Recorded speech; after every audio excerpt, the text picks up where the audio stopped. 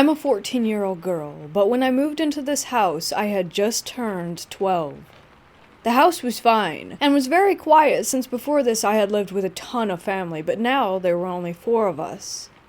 We moved in the day after Thanksgiving, and it felt great to have my own room that I didn't have to share with any cousins or siblings, so I spent a lot of time up there basking in my newfound alone space. Let me emphasize this. When we moved in, I felt nothing. No presence, no spirits, nothing paranormal, nothing off. That is, until December rolled around. The first week of December is when I felt it for the first time, like I was being watched by something. Like when someone stares at you in public, and you have that instinct to look at them, that's how it felt. I always felt watched in my room, to the point that I hated being alone up there, and spent all my time in the living room or in my parents' or brother's room. The first week goes by, and I try to ignore the feeling. I chalked it up to me being paranoid because it was a new house, but still, the thoughts stayed in the back of my mind. Finally, I told someone who may have answers for me, my aunt. She's my mom's sister, and she has always believed in the paranormal for as long as I can remember. She got me into it for a while before I stopped believing. I believe again now, because this is the worst thing that's ever happened to me. She explained that it was probably a nice spirit watching over the house and, hopefully, me. I hoped that was the case, and in a way, it was.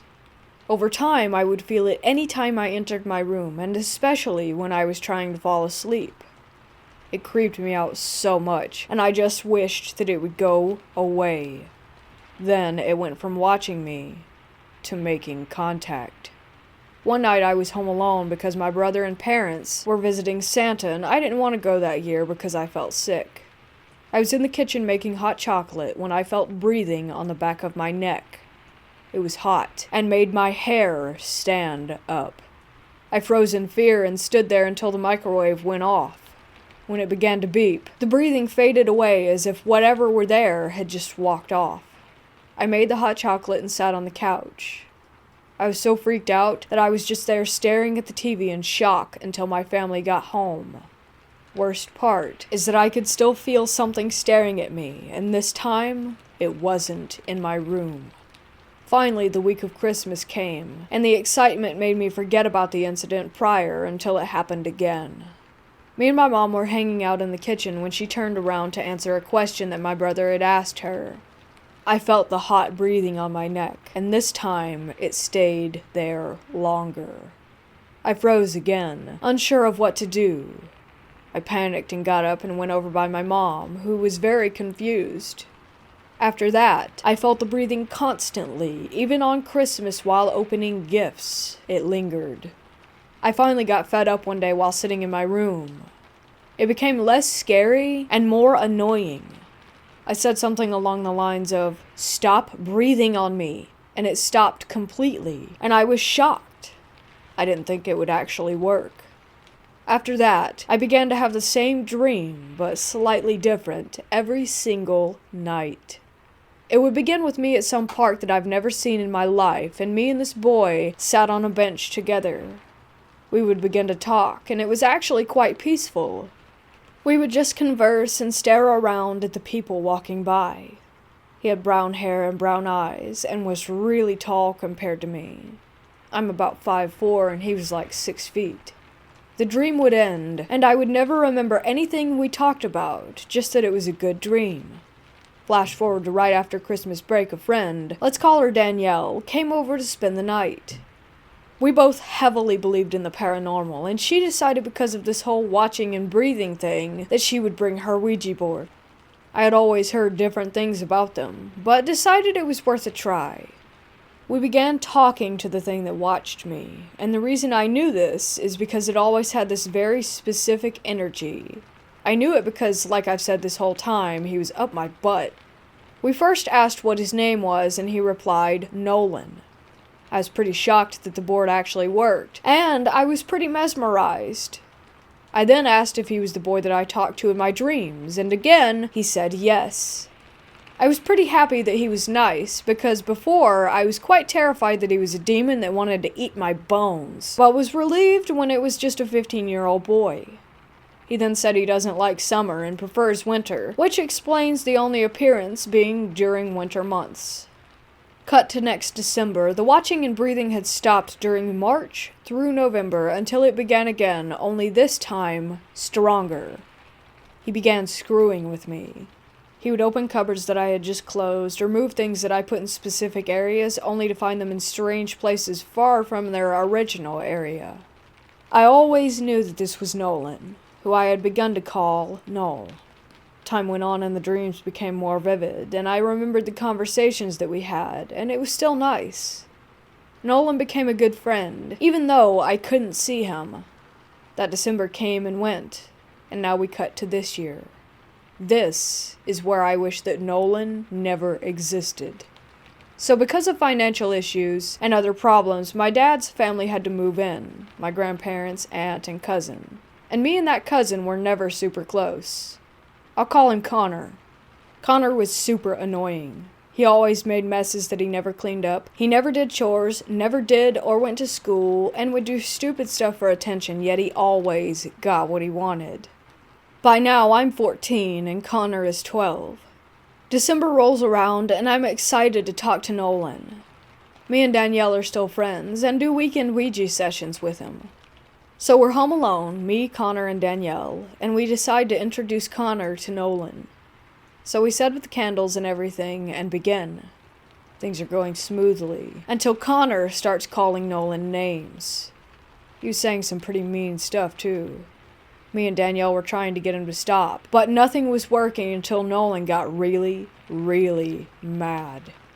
Doors began slamming open and shut. Cupboards were going nuts. Our TV was flickering channels, and the windows sounded like someone was beating on them. Finally, I looked into the doorway to the hall, where everyone's rooms were besides mine, and there was a tall figure standing there, not moving, as everything went haywire. I screamed and said goodbye, standing up. Danielle was yelling for Nolan to stop, and Connor had begun to cry. Finally, I screamed for him to stop, that he was scaring me, and the figure disappeared, and the cupboards shut along with the doors. The banging stopped, and I just sat on the floor sobbing. Danielle wasn't crying, but I was terrified and just stood there silently. Connor didn't say anything either, but continued staring at the floor with tears in his eyes. Finally, our parents got home, and me and Danielle went to my room while Connor went back to the basement where he stayed with my aunt and grandpa. Danielle had fallen asleep, but I couldn't, so I began talking out loud as I felt Nolan was in the room. I started saying how it wasn't okay that he had really scared me, and I felt the breathing on my neck. Finally, I fell asleep, and things were fine. I dreamt about him again, and all was normal. About a week after that, Connor wanted to talk to Nolan again. Apparently, Nolan was giving him nightmares. Ones where he was chasing him throughout our house, trying to kill him. Nolan would scream about how Connor needed to leave me alone and stop bothering me, or he would kill him. Connor was obviously terrified, and wanted to say sorry, I guess. I'm not sure, but me and him sat down with Danielle's board, which she had left the week prior, and we began to talk with him. Nolan kept spelling out things like murder, angry, and my name over and over again. Our candles went out and knocking began on the window behind me. It went very slow at first, just a simple knock, knock, knock. Me and Connor froze. I couldn't move and I didn't want to turn around. Finally, I told Nolan that I was scared and that he needed to leave Connor alone and stop. The knocking stopped, and the board spelled out, sorry, then, Connor bad. After that, Connor decided to call it quits and go to bed. I decided to go into my room and try to talk to Nolan again. I started by being nice and asking him to knock once for yes, two for no, something that we usually did. But he got angry fast. He started to bang on my walls at the mention of Connor. My lights went out, and so did my TV. The banging was loud, and if I'm honest, it was terrifying. He was throwing my pillows and banging on my windows, like the night that Danielle was here. I was crying so hard that I could barely breathe and was hyperventilating and sobbing so hard that I could barely talk. Nolan stopped after I let out a strangled cry for him to leave me alone. After that, he stayed away, for a day at least. The next day I woke up, and the Ouija board sat in the middle of my room. I kicked it hard and walked downstairs. I was eating at the kitchen table talking to Connor about the night before. He said he had another dream about Nolan, except it wasn't a nightmare. It was exactly like mine in the park. They talked. I'm still confused about why Nolan would do this. I felt breathing on my neck while eating and basically told Nolan to screw off. I was still mad at him from last night. He did pretty quickly. I didn't feel him for a while, until last night, when Danielle came over for a sleepover and I decided to talk to Nolan. He obviously wanted to talk, so he set up in my room, and he came through faster than I've ever seen. Now what happened next is what I really need some answers for. We began talking and he spelt out sorry, but then he did something I've never seen him do. He spelt out love, and I honestly don't know what that means. He would emphasize it, and barely answer any questions after that. Danielle then made the mistake of bringing up Connor. Nolan got pretty mad and started to bang on the walls again. I yelled at him to stop, and he did. I didn't say anything after that. Today I called my aunt for advice. She said he may just be an overprotective spirit, but I'm not sure if that's the case here. I don't know if Nolan is bad or not. He isn't to me, but he is to Connor and sometimes even Danielle, but never to me. All I know is that I won't be talking to Nolan for a while, a really long while. And even now, while typing this out, I can feel his breath on the back of my neck.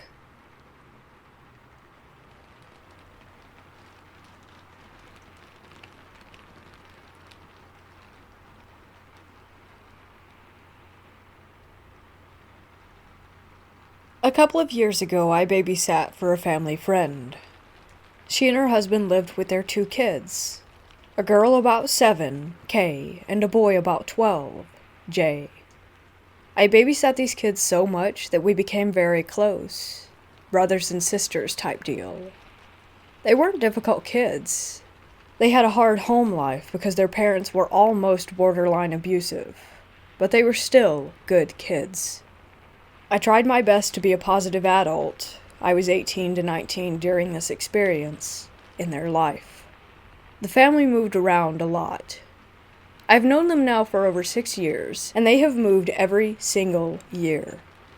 This experience happened in 2015. I was halfway through my senior year when we finally moved into the house. It was nice. Just built in 2013, something like that. It was a nice neighborhood, and rent was pretty low.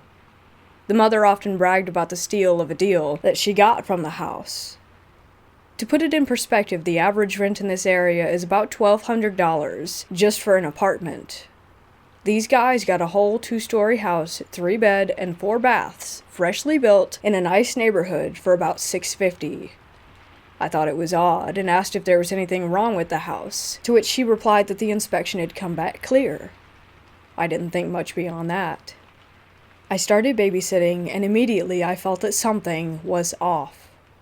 I have anxiety, so going to new places really puts me in a funk. I figured that's what it was at first. The way the home was set is important. On the bottom floor, they had a living room, dining area, and kitchen with some other rooms. I spent most of my time in the living room working on things for school while the kids were upstairs playing games or with their friends. While you're in the living room, there's a wall that blocks you from seeing the stairs. Upstairs, there are bedrooms. Immediately off the stairs and above the living room is the parents' room, which was off limits to the kids. Then there was a loft area that looks down over the front door to make a grand foyer kind of feeling. There's a light that can be on, which can be seen from downstairs because of the loft. Then the kids' bedrooms were down a hallway. Now, let's get to the experiences. Nothing really happened at first that was too mind-boggling. Little noises here and there, knocks on the walls, things being misplaced, lights flickering, but nothing that made me think ghosts right away. I figured that they had got what they paid for and that my memory was just garbage. A couple of months after that, things started picking up. The kids, who were usually very sweet and kind to each other, started becoming noticeably more snappy to everyone, especially Jay. He had complained about nightmares that he had started having about someone standing in his doorway, watching him. His parents wouldn't listen, though. Their behavior grew even worse as time went on. It was a weekend, and the parents were going to be gone for a while. The kids were upstairs doing their thing. I was downstairs in the living room, looking at pizza to order for lunch. Out of nowhere, I heard really loud footsteps coming from above me in the parents' bedroom. Thunderous, even. Thinking it was the kids being little dingus meats, I immediately headed upstairs to tell them to get out. But I was greeted with the two kids standing in their doorways, staring at the closed door to their parents' room. The footsteps and bangs were still continuing from inside. At this point, I thought it was an intruder and instructed the kids to get into their rooms and locked their doors. I called 911 and explained the situation. As I stayed on the phone, the footsteps continued to walk around the room. I could hear it moving to different locations. 2 officers arrived, so I grabbed the kids and we waited outside. The banging kept on as one of the officers escorted us out. They came out empty-handed and said that nothing was there and that it may have been something with the door because the banging stopped as soon as they opened the door. I had felt the shaking of the floor as the movement kept going around the room, so I knew that it wasn't the door. But I guess in my denial I ignored that and took the kids out for ice cream, trying not to think about it. Another time, the kids and I were sitting in the dining area eating dinner. It was only us 3 in the house, and from the dining area you could see the light upstairs was on, and it cast a shadow onto the front door. I was making a joke about how I'm the only one who knows how to turn a light off and on around here, and I saw a shadow of a hand from upstairs on the front door, and I think that's when it really started settling down with me that the house was haunted. The kids didn't see it, and I didn't tell them. I figured it would just add stress that they didn't need. I told the parents that night when they came home, but they brushed me off, saying that they hadn't experienced anything. This continued on for a while. I would experience something, the kids would, but the parents would not believe any of us. It was the summer after I had just graduated high school. I remember it vividly because I was awake reading articles about a huge shooting that had happened in my town. That's when the banging from upstairs started happening. I was used to it at this point, but what I was not used to was the banging footsteps coming down the stairs. These steps were methodical and menacing. I felt terrible energy in the room, and it was cold despite it being in the middle of summer in the south. I counted the seconds between the steps, and it was 5, every single time. I called out to the kids and told them to stop joking around, even though I knew it wasn't the kids. I was absolutely terrified. The footsteps stopped at the bottom of the stairs, and I couldn't see who was there. Then I saw an apparition. It was of a little girl. She had brunette hair and a red dress. She looked innocent enough, but the energy in the room was so heavy that I almost threw up. She looked at me and I looked at her, and she didn't move. I figured that I was hallucinating, and I started rubbing my eyes, but when I finished rubbing them, she was still right in front of me. In that situation, I couldn't move or do anything. My mind just went into kid brain mode, and I hid beneath the blanket that I was using. I called the parents crying and told them to come back immediately. When they came, the energy in the room lightened, and I finally came out from under the blanket. She was gone. They asked what was wrong and what happened, and I told them it didn't really matter because they wouldn't believe me. I then informed them to find another babysitter because I would not be returning. I still wonder about the kids. I hope that they ended up okay. They moved out of that house at the end of the year, but I'm not sure if what I saw was attached to them or not. I'm still not sure what I saw. I still have nightmares about the girl, and it's a really frightening event for me.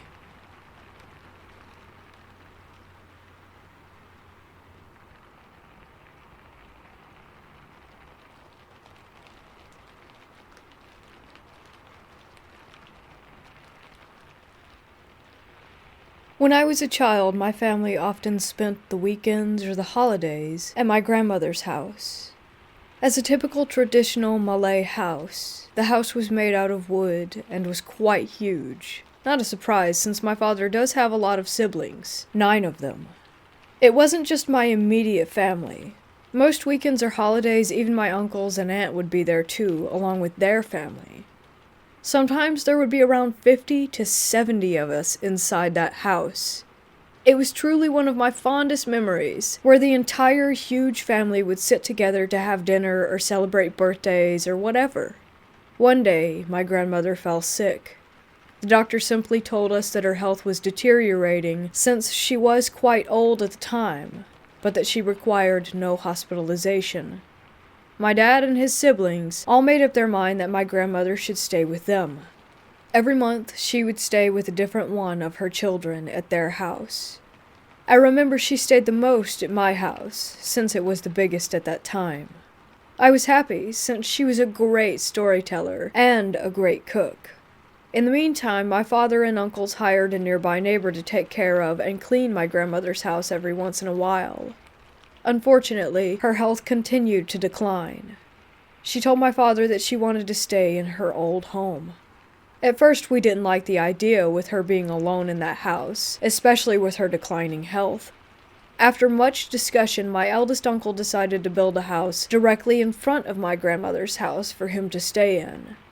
In the meantime, they would rent a nearby house so that he or my cousins could visit her every day.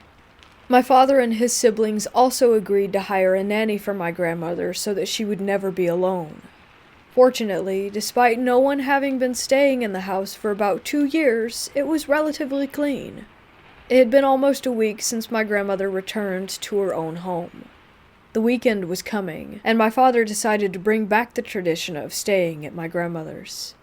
That Friday night, around 2 of us were there, and that night strange things began to happen. The first to notice that something was off were my cousins. They were all the daughters of Dad's youngest sibling. They were always cheerful, but at that time I remember their faces almost always looking terrified. I chalked it up to them just being kids, which was ironic since I was only around 10 myself at that time. Then, as I walked past their bedroom, I heard through the thin wall that the girls complained to their parents that they had noticed a few shadowy figures, which had been all over the house. My uncle tried to convince them that it was just their imagination. I decided not to care much. I was too tired and sleepy. That night, while I was sleeping, I remember waking up and staring above and seeing something terrifying. Just so you know, a traditional Malay house rarely has a ceiling. The house beam was exposed, and you can see the inside layer of the roof. During my sudden awakening, I saw something like a shadow sitting on the house beam. I had to rub my eyes to see, and after a while I began to make out what it was. It was some sort of creature or something. Am I still dreaming? I thought to myself. I was utterly terrified.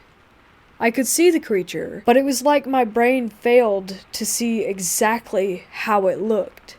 Sometimes it would look like a lion, then a crocodile, then a huge bird or some other kind of animal. And then it looked at me. All I could remember was its huge red eyes and a wide grin filled with fangs. I tried to scream, but my voice stuck at my throat, and my body felt stiff, as if I were paralyzed. All I could do was slowly pull up the blanket and hide my body underneath it, and force myself to go back to sleep, hoping that it was a nightmare. The next day, as I sat alone at the stairs, trying to get rid of the memories of what happened, from the corner of my eyes I could sense that someone or something had been peeking out from the toilet area looking at the living room. It appeared to be a child, or was the size of a child. with pale, gray skin. Another time I was sitting in a chair in the living room. At first I thought it was just my imagination, but it happened throughout the day and the night. That same child. Then I heard my aunts talking with each other. It turns out that I wasn't the only one who had noticed it. The entire family had seen it too. Or rather, we could only see it through the corner of our eyes. When we all turned to look at it directly, it disappeared. Some decided to check it out themselves, and yet, nothing would ever be there. My uncle quietly told us that when a house was abandoned, there will always be something that will live there. That house had been abandoned for 2 years before, so obviously something had moved in, and we were all simply intruders. He told us that if we didn't bother them, they wouldn't bother us. That night we all prayed together, as well as recited some holy prayers. Yet I could still see the little stalker, and I could begin to notice a few shadows around the house that did not belong to the furniture or to the other people living there. Worse for me was at night. I woke up again, and this time the thing was already grinning at me with what I assumed a hand or finger poking at my cheek. It didn't feel solid at all. It felt more like a cloud of smoke. Again, I tried to scream, but my body felt stiff. Like before, I could only slowly pull my blanket to cover my head and force myself back to sleep. I never dare to sleep at that house ever again. Anytime we ever went back to my grandmother's house, during either weekends or holidays, I simply stayed at my uncle's house that was right in front of it. Yet every time I entered there, I could still sense the small figure poking its head out from the bathroom wall and the shadows that would be moving around. My grandmother passed away around 8 years ago, and since then we never have had reason to stay at that house. Now, the house was downsized while I was at university, yet it still has the original layout of the lower area. They only actually got rid of the upper area. I asked my father why not simply demolish the entire building. He then told me that even getting rid of the upper area was difficult. Workers were pushed by nothing, and electronics and engines would always malfunction. In the end, they decided not to touch the bottom area and just continue to use it as storage.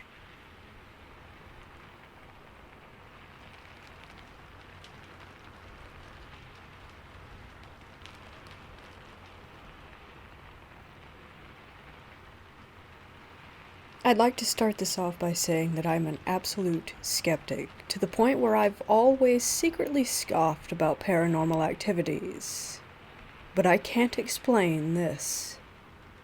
I met my husband in a little dive bar that he was managing. We clicked instantly, and he's a very outdoorsy guy. We got together a couple times, then he officially asked me out on an overnight hike. I had a 10-month-old St. Bernard pup, who of course came with. We drove up way past Cougar towards Mount St. Helens and parked on the trailhead leading to Bolt Camp. It's just a little shelter along the Lewis River about 5 to 6 miles in. We packed all our gear, and even a backpack for my dog, and headed out. I can't stress how beautiful that hike is. Massive Douglas firs covered with moss. Sometimes there were little wooden bridges crossing streams along the trail. My husband would always yell, "Watch out for trolls," when we crossed them. We got kind of a late start, so the sun went down and it was almost completely dark by the time that we arrived. There were so many hollow stumps the setting sun would shine through them, and they lit up inside. They looked like little hobbit houses with fires burning in their hearths. And the mushrooms, my God, there were bioluminescent ones that glowed green in the dark. It took forever. He kept saying that it was around the next bend, but it never was. We finally arrived and unpacked, and it was awesome. You can look up Bolt Camp online. It's a wooden 3-sided shelter. You'll even see my saint in one of those pics. A tree had come down on it at some point, and the pics you see of it partially smashed are how it was for us. It was still more than intact enough to sleep in, though.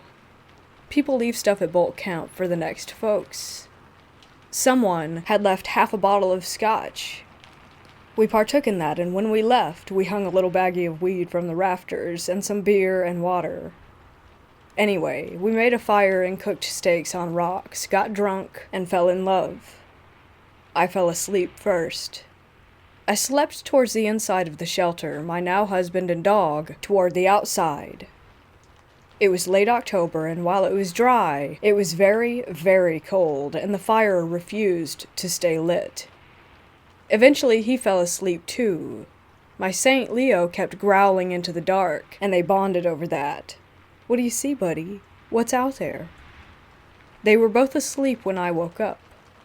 Thinking it was around 2:30 to 3 a.m., I was facing the back wall of the shelter. Then I saw it. A wispy, gossamer, cobweb-looking thing floating to and fro in the back of the shelter. It would flip and spin and turn over itself. It was so beautiful and fascinating.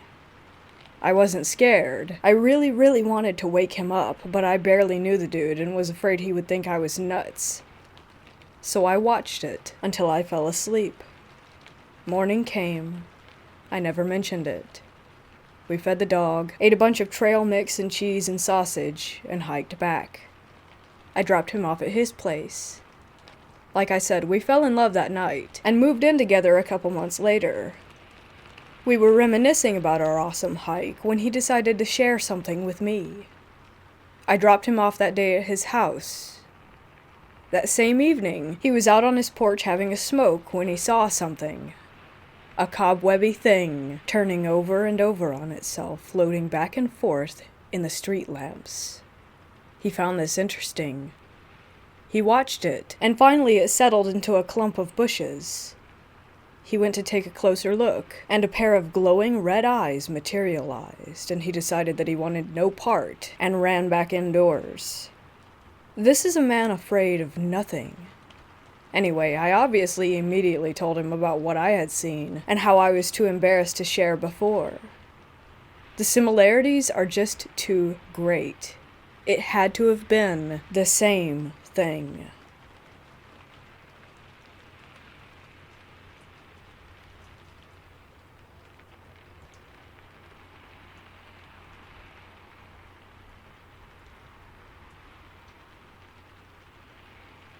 When I was around 12 years old, my family and I moved into a semi-detached house just up the street from our previous home. The house wasn't very big, and the floor plans for our part of the house were completely different from our neighbors. Our neighbors were a lovely little family of 4. Husband is from England, wife from Norway, which is where I live. They also had a 3-year-old little girl and a 6-month-old baby boy. Now, I love children, always have, and at that time, I really wanted to start babysitting. It's quite common to start babysitting at age 12, and I was turning 13 a month later anyway, so I wanted to find some small job. As we got to know our neighbors over the next few months of living there, my parents told the neighbors that if they ever needed a sitter, then it would be nice if they would consider trying me out. Seeing as it would be my first job as a babysitter, we thought it would be smart to start with my next-door neighbors, seeing as my parents would literally be on the other side of the wall just in case anything happened. Cut to a Friday night when my neighbors went to a party that was happening just down the street. I got there at around 8 p.m., and the parents told me that they would come home at around 2 to 3 a.m. Both kids were already sleeping, so they told me to just put on a movie and relax. These kids were the easiest to babysit ever. Once you put them to bed and they fell asleep, absolutely nothing would wake them up. They are some of the heaviest sleepers I've ever seen, so babysitting them was usually pretty uneventful. I was on the couch watching Avatar in the living room on the 2nd floor. The kids had their own separate bedrooms that were just downstairs where the front door was. I could basically see their bedrooms from where I was sitting, as the place was quite small. Because of the hallway, I couldn't see the front door. Again, this house was very small, so as long as the TV wasn't on too loud, then I could hear everything that happened downstairs. At around midnight, I heard the front door unlock, and my neighbors walked in while talking. I heard them close the door, and I heard them start taking off their jackets and their shoes. I thought it was a bit weird that they hadn't called to let me know that they were coming home early, but I just assumed that it must have slipped their minds, so I went downstairs to greet them. I could hear them talking up until the point that I came around the corner to the hallway that led to the door. There was no one there. The talking fell silent the second that I turned the corner. The only sound was from the TV upstairs. My heart started beating so fast and my head was rushing. I ran to the bedrooms and checked the kids before I searched the rest of the house. I opened every door, checked every cabinet for anything that would explain what had just happened, but there was nothing there. The kids were still sound asleep. Eventually, I convinced myself that I was just imagining things. I checked the kids one last time and made certain that the doors were wide open so that I could see them from upstairs. I sat down to finish the movie whilst trying to process what had just taken place. But when I sat down, I noticed that the TV had been shut off, even though I had left it on. When I turned it back on, there was just snow on the screen. I couldn't for the life of me get it to work again. That's when the talking downstairs started up all over. Not only that, but the baby started screaming bloody murder. This baby never woke up from naps, and definitely wouldn't ever scream the way that it did that night. I have never in my life run down a staircase as fast as I did then. I rushed toward the baby's bedroom, only to find the door closed. I ripped it open, picked the baby up, and rushed to pick up his sister. I took them both upstairs and held those kids for almost 3 hours before the parents came back home. The talking and sounds downstairs came and went, as I had the kids with me on the couch. I held them as close to me as I could, and tried my best to help them stay asleep. As the parents came home, I was too scared to walk downstairs to greet them. I couldn't be sure if it was even actually them or not, until they walked up the stairs where they found me clutching their children. Obviously, they noticed that I was upset and asked me what had happened. I honestly felt like I had lost my mind at that point, but I told them the story anyway. After I was finished, they told me that it wasn't the first time anything like that had happened there. Apparently, they heard voices all the time at night. I was kind of mortified that they didn't think to warn me before, but they said that they were sorry that this had happened to me, and the mom walked me home to my house. I slept with the lights on for almost a month after that. Believe it or not, I did go back and babysit those kids again.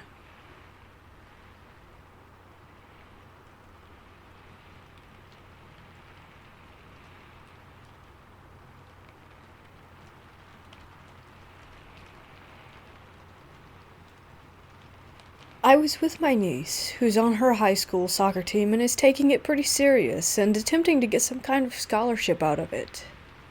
I'm pretty healthy, but don't really work out too much. Something I often do is run and hike. I live in Kentucky, not in a rural part, but there is a state park near my house that's about 6,500 acres, so it's pretty secluded and densely forested. There are some really nice trails that allow you to run for a good chunk and then hike for a bit to split up the long bits of the trail that are flat. She decided to tag along with me today for a quick 3 or 4 mile run. It was raining, but nothing too heavy, kind of a spitting rain. Nothing we couldn't handle. We got up to the peak of this one hill, and it had been about 2 miles or so according to our phones, so we decided to turn back and head back to the car. As we were headed down the steep side of the climb, we were walking pretty slow, making sure that we didn't lose our footing, when out of nowhere there was the coldest chill that came up from behind us once we made it about halfway down. At the time it happened, we both commented on how cold it was on our backs, but didn't make too much out of it and went on with our conversation. In these woods there's some wildlife like small deer and I believe maybe some coyotes, but they tend to stay away from the paths. At least I've only ever heard them in my many years of coming here, never once seen any more than a few footprints. Once we got off of the hillside and hit a stretch of trail that was flatter ground, we began to pick up the pace when a deer darted across the path maybe 10 yards max in front of us, causing us to stop in our tracks. The first deer was then followed by 3 more, and not one of them even so much as looked our way. My niece looked at me puzzled because of the oddity of it, and to me they were acting as if they were running from something, a predator of some sort. Once they had gone, we started back with our run, and we heard a noise behind us. A loud booming sound of something of substance falling to the ground from some height. When we stopped and turned, we saw nothing. No animal scurrying away like one would expect after a substantial noise in the wilderness. In fact, everything was calm, eerily calm. Just as we looked at each other to ask what the hell that had been, there was yet another cold wind gush through the valley, pushing all the rain off the leaves surrounding us, and soaking our sweatshirts. I was starting to freak out inside, but was doing my best to stay calm for my 17-year-old niece. I'm pretty sure she could tell, though, that I was freaked out. I tell her, "Come on, let's get to the car." And we take off again, and there was a man leaned up against a tree on the side of the trail, dressed in a black suit with a white button-up shirt on. His collar was opened, but he had a tie on, sagging like a tired businessman on the way home from a long day. It startled me at first. I was not expecting to see anyone for a few reasons, one being that we were at least a mile away from any parking lot or street, another being that we had never heard or seen him coming, and the stretch of trail that we were on was flat and open for a good half-mile. I got over to put myself between the man and my niece as we jogged past him. When we did, I looked him in the eye and gave him a "how you doing" nod as we went along. He was sort of pale. His eyes were very white, but his irises were ice blue. Everything I saw from the quick look that I got close up looked to be clean-cut and proper. I did not notice a speck of mud on him anywhere, and the two of us had it caked on the bottom of our shoes and even on the back of our pants and shirts from kicking it up on us as we ran. We had to get to the top of another hill, smaller than the last, but still quite the hike. Once at the top, I took a quick look behind us, and he had seemed to vanish without a trace.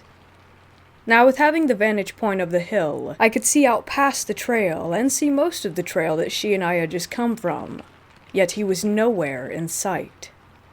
I scanned the sides of the trail, and still nothing. My niece asked me who that guy was and why he was out so deep in the woods wearing a suit. Questions I simply did not have the answers to. We made it back to the car with nothing else out of the ordinary happening to us on the trail. As we got to my car, I pulled the keys from my pocket and unlocked the doors from maybe about 10 feet out. Walking up to the only car in the entire lot, I noticed muddy footprints coming away from my car from the driver's side. Weird, considering I had no mud on my shoes when we got there. But there are trails leading up to the lot, so I figured maybe someone had came through before we got there and I just didn't notice. However, when I pulled the handle to open the door, it was also caked with mud underneath, as if someone had been attempting to open my door with a muddy hand. Nothing more occurred, but the whole encounter leaves chills covering my body the more I think about it.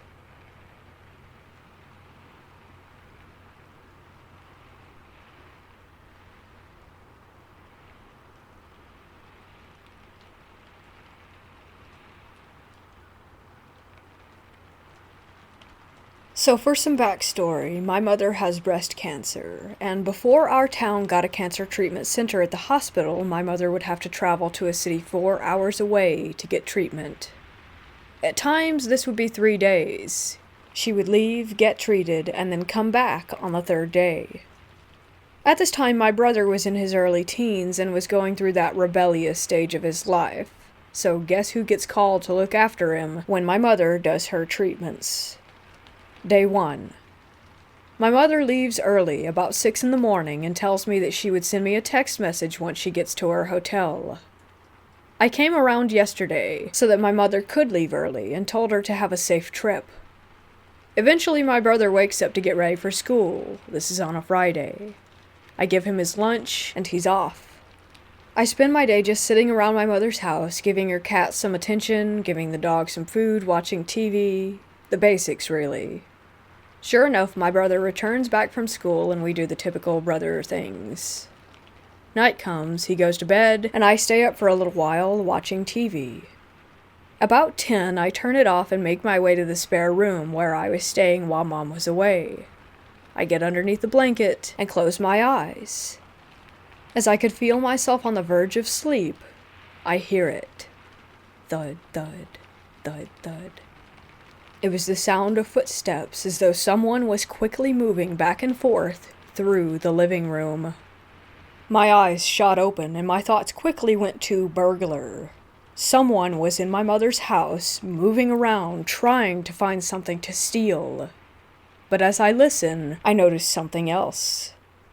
I would hear it, then a pause, and then again, like someone was running back and forth, only stopping for a moment just to do it all over. The sound was too light for a grown person, but sounded more like that of a child. I sighed, believing this to be my brother. My mom had told me before she left about how my brother would sneak out of his room to grab his phone or Game Boy and play it when he was meant to be sleeping. Thinking this was the case, I get out of bed and make my way into the living room.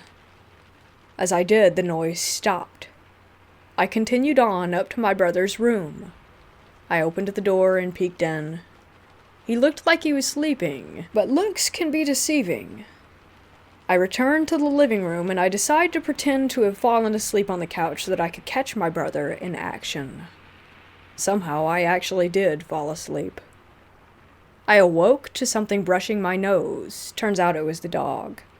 I look around to see the slightest of light coming in the windows. If I had to guess, it was maybe 2 or 3 in the morning. Tired, I get up and make my way back to bed. Once again, as I felt myself about to drift off, the noises started up again. In my tired state, I just concluded that it must be possums in the roof, and went back to sleep. Day 2. It was Saturday, so I let my brother sleep in.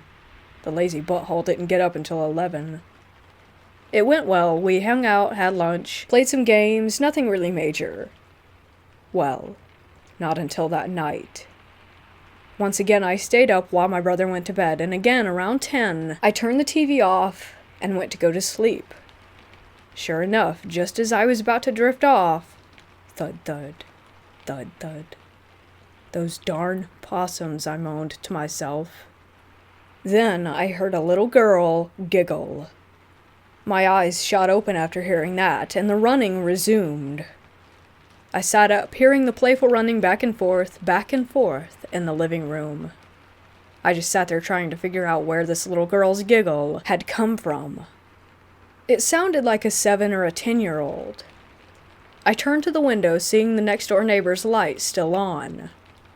I began to think that the noise I was hearing was coming from them, that maybe they had a little girl over and she was just being a pest. It was a good possibility, except for one thing. The couple who lived there were old and didn't have any grandkids. I heard that giggle again, much clearer now, like it was just in the living room, which was just outside my door. Needless to say, I didn't sleep well that night. Day 3. That morning I was uneasy, but was glad that my mother was returning. About 1 p.m. she got back home, and I began to pack up to return home myself. But the events of the past 2 nights still stuck with me as I returned back to her. Getting the courage, I asked her if she had ever heard a little girl in that house. "Oh, her?" my mother states. "Yeah, she's quite a mischievous one, isn't she?" I just smiled and left. I spent other nights there looking after my brother, but never heard from her again, and when my mother moved to another house with another ghost, I felt like she traded one for another. But that's a different story.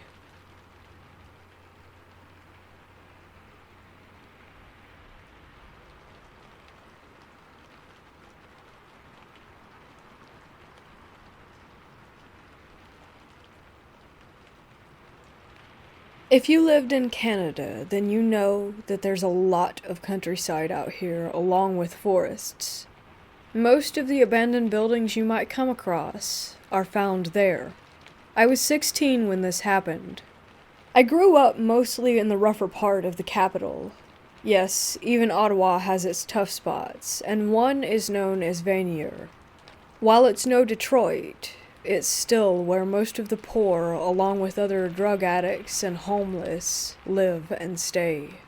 I've been through plenty of stuff that a lot of people would say is scary, but this is something that still to this day, at 21 years of age, does not sit well with me. I was with my buddies at a warehouse of sorts. It was pretty deep in the forest. We were drinking and talking when one of my friends brought up the old story of a haunted farm near that spot. He went on about how the guy who got him in brought him there to scare the crap out of him. I want to add that when they went, he did confirm that his friend was the one who was messing with him, but he still said that something was off about it, so we started making jokes. And then I made a joke that got him really serious. I think I said something along the lines of, "There's a ghost in there with Betty White making a porno." He then looks me in the eyes and tells me, "No, something is messed up in there. I don't care what, but I felt it." Me being the jerk that I am, I joked about how he was being the wuss and that the only thing you really have to fear is fear itself. He then convinced me to go to this haunted barn. In retrospect, I should have just shut up right there and then. Next thing I know, we're heading to the barn. We get there, and it's me, my friend, plus this guy that I don't really know, but he was with the group. We walk in, the three of us. Me and the other guy start loudmouthing, right? Wild stuff like, "Hey Casper, what's poppin'?" and "First spirit that comes out gets bopped on sight." I'm not joking when I say that we get halfway in when these heavy doors shut on us. Those big barn doors, the old ones that took some effort getting them open in the first place, let alone having them swing closed like that. We go to push them open only to find out that they were stuck. So we immediately turn to my friend and start grilling him over trying to trip us up over some fake ghost crap, while Random that was with me starts turning on his flashlight on his phone. I'm asking where our mutual friend is, who I thought was helping him, until I noticed my friend is straight tearing up, which causes me to start freaking out. And I mean freaking out. I'm banging on the door, trying to get homeboy to help, while big homie is acting like a statue. I get a weird feeling on my shoulder. I start to freeze up, and all I hear to my side is "scared," as if it were some kind of taunt. I spin around, seeing the same scene as from when I had started freaking. The guy pushing on the door, my friend staring off into nothing. As I'm asking if anyone heard that, the guy pushing the door starts spazzing, saying something in Spanish, I think. I grab him, telling him to calm down, while he's giving me this look like he just got shot. I'm sitting there trying to snap him out of his funk. Then my friend starts ramming into the door, over and over really hard. I thought he was going to hurt himself. It was dark. I can't tell exactly what was being thrown around, but I can tell you that a lot was going through the air. We just started hearing crashes from all sides. I even got hit with something. I still have a scar to this day on the left side of my chin and my left shoulder. Then, the screaming. It was like 3 chicks were getting cut up. It was awful. I won't lie, I'm not going to act tougher than I am. I started passing out for the first time, being the most bizarre feeling. My friend grabs me and the random guy, both of us not seeing that he did get the door open. When we got out, I threw up, while the random dude said something that I didn't catch and then just took off. My friend and I looked at each other and started walking back. The entire way he was explaining that he had no part in this. He kept swearing it up and down. I kept ranting about how that this was impossible, and that there was no lock on the door, so how was it even locked? And that caused him to freak out more. I had to go to the doctor to get stitches for whatever it was that flew into me while we were in there. When I told the doctors what happened, which I had to say what happened, But really, I should have just made something up, because it could have been anything. And when I told them what did happen, they looked at me as if I were crazy upon my explanation. They actually made me go and see a shrink for a bit, due to my outlandish claims. After a while, they let me off the hook, thinking that I wasn't crazy. All I know is that I was sober that night. Last time I checked, 2 beers don't make you trip out. And random dude is refusing to tell us why he was screaming. Now, for a bit of comparison, when I was 15, I had a shotgun pointed at me and then pressed into my stomach, being threatened that they would pull the trigger. But that's simple.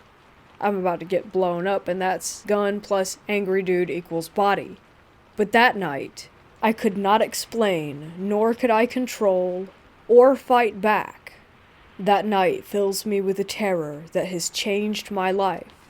And I see how rooms and dark places that I didn't know what was happening or how to react to or defend are the reasons to this day that this was one of the most horrifying experiences I have ever had. Don't get me wrong, getting a gun pointed at me got me on the path where I'm trying to change my life.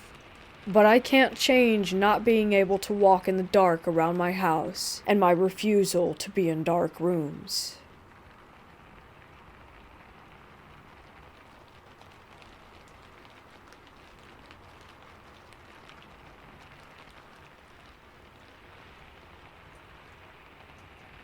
My first visit to this hospital was in 2018. After searching for the address for a while, I came across one that looked accurate enough and went on my way to that lost place with a friend of mine. We arrived, astonished by the size of the complex. I didn't do a lot of research before that. I just knew that it used to be a hospital and was built during World War II, and by the address, it seemed legit. On our way down from the parking lot to the lost place, our excitement was growing, but so was our anxiety for reasons that we just couldn't ascertain. We make our way onto the complex at the part where the main entrance was before, and the air felt really dense. My friend felt the same way, but we brushed it off as just being a bit nervous, just ourselves, and we started to walk past some buildings at the entrance, completely focused and being amazed. At some point, my pulse must have slowed down due to me being focused on trying to take in everything I was seeing, because I noticed that it increased in speed when we reached the buildings where I suspected that the patients would have been. It felt like there was strong electricity in the air that made me feel even more uneasy. That's when we heard a door slam behind us at one of the buildings. We, of course, completely froze. The sound came from a building that was pretty far away from us, and that sound was very loud. There was no wind at all that could have caused the heavy doors to slam like that. The trees weren't moving, nor did we hear anything else. Just one door that decided to slam shut on its own. We nervously chuckled and decided to move closer to the exit. I asked my friend if I should record this visit on my phone, and she agreed. We both turned on airplane mode and went on our way. Whether it was due to our anxiety, or us being too alert, or something actually being there, we would turn around or stop walking at the same time, asking the other if we had heard that sound. Sometimes the sounds behind us resembled soft footsteps. Other times we would hear silent whispers that we couldn't quite make out. At some point I began to question my sanity, but I knew that there had to be something there to make such specific noises, loud enough that my friend would also hear them, as I did. As we were walking toward the actual exit, we stopped to look at one building and we heard a very, very loud bang behind us, making our walking become very determined as we made our way to the main street. The bang was accompanied by other sounds that we couldn't define back then. Fast forward and both of us are at my place. We grab individual headphones and start to listen to the recording. And boy, was that some weird stuff.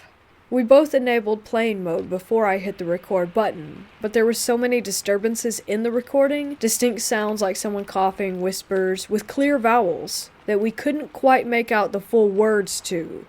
A woman's voice going, shh, breathing, and bleeps. I have to admit that we were freaking out a lot. I was almost crying because I found it to be so chilling. The thing that baffled us the most was the loud bang that made us leave. I swear to you, it wasn't there. At all. Not the bang on the recording that startled us so much that made us leave the place, but silent sounds? You can hear us being startled and agreeing to leave immediately, but no bang could be heard on that recording, and it's still not there. I held my phone the exact same way that I had been since I started that recording. I didn't put my clothes against one mic. The mics weren't broken after a test recording that we did. So there should be a banging sound, but absolutely there is not. And I have no clue why that is the case. That hospital is a really special place. From later experiences there, I have come to possible conclusions as to what kind of paranormal things occur.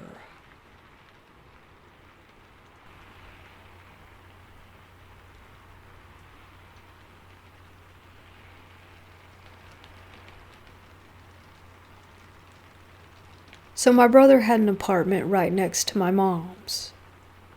I was staying the night at my mom's, but me and my brother decided to watch a movie at his apartment because he has a bigger TV, and my mom had already fallen asleep. Anyways, we watched a movie or two, and eventually he went to sleep, and I did too not long after. So the dream, or nightmare, started with me laying down in my brother's spare room on a mattress on the floor. And someone had just walked out of the room, so I was alone, and I started looking around. I looked at the closet door, which was right in front of my mattress, and I started staring at the open closet door, when out of nowhere, an all-black face peered around the corner and was staring at me. I had 3 brothers that would all mess with me, so in my dream I started mocking the thing in the closet, and I was saying stuff like, "Oh ha ha, so scary, nice demon impression," and stuff like that. I kept mocking it because I thought it was one of my brothers trying to scare me, and out of nowhere it got super cold, and my chest got super heavy, and the thing in the closet jumped out on all 4s and started hissing. I can't really describe the noise it was making, but it sounded something like a cougar screeching and a snake hissing at the same time, and it was very blood-curdling, and it makes me shiver to talk about it. Anyways, when this started to happen, I began to lose my breath as if it were sucking my soul out of my body, and then it just stopped and crawled back into the closet very contortedly, and I woke up. I was very calm when I woke up, but I had cold sweats, and I was very confused. I sat up on the couch and looked at my brother, who was sitting right next to me, and I told him the whole story, and he was silent for a good minute. My brother told me that he's had multiple dreams like that, and that my mom has too, and he said that he has always had a bad feeling when close to that room, and that he always woke up in the middle of the night thinking that he was being watched. Fast forward to a few months back, and my brother was moving out, and me and my other brother got stuck cleaning that room. I always got a bad feeling when my brother would leave me in there alone and the room was colder than the rest of the house. I haven't had a dream like this since, but then my other brother, whom I haven't spoken of yet, just had a dream similar to mine, and it made me think about it all over again. I have had dreams about ghosts before, and they're all very vivid, and I get the same feeling in all of them. I suspect that I have a demon following me, but I have no clue where it is from. I started to think I had the same demon as my brother and mom, but they have way worse nightmares, and theirs are way more vivid, and they see an actual demon, and not just a figure. The next day, after I had that nightmare, my brother bought sage and salt and started to spread it around his apartment. He also got holy water and put that out too, and drank some of it with me and my other brother. Ever since then, I haven't had a nightmare, but I have had some where I get the feeling that I felt when I had the first nightmare, but they usually go by really fast, and I typically just pray in my sleep, and it goes away. If anyone else has a story about their first experience with sleep paralysis, or simply just a vivid nightmare, feel free to share it. There's always going to be people that will have experienced what you have experienced.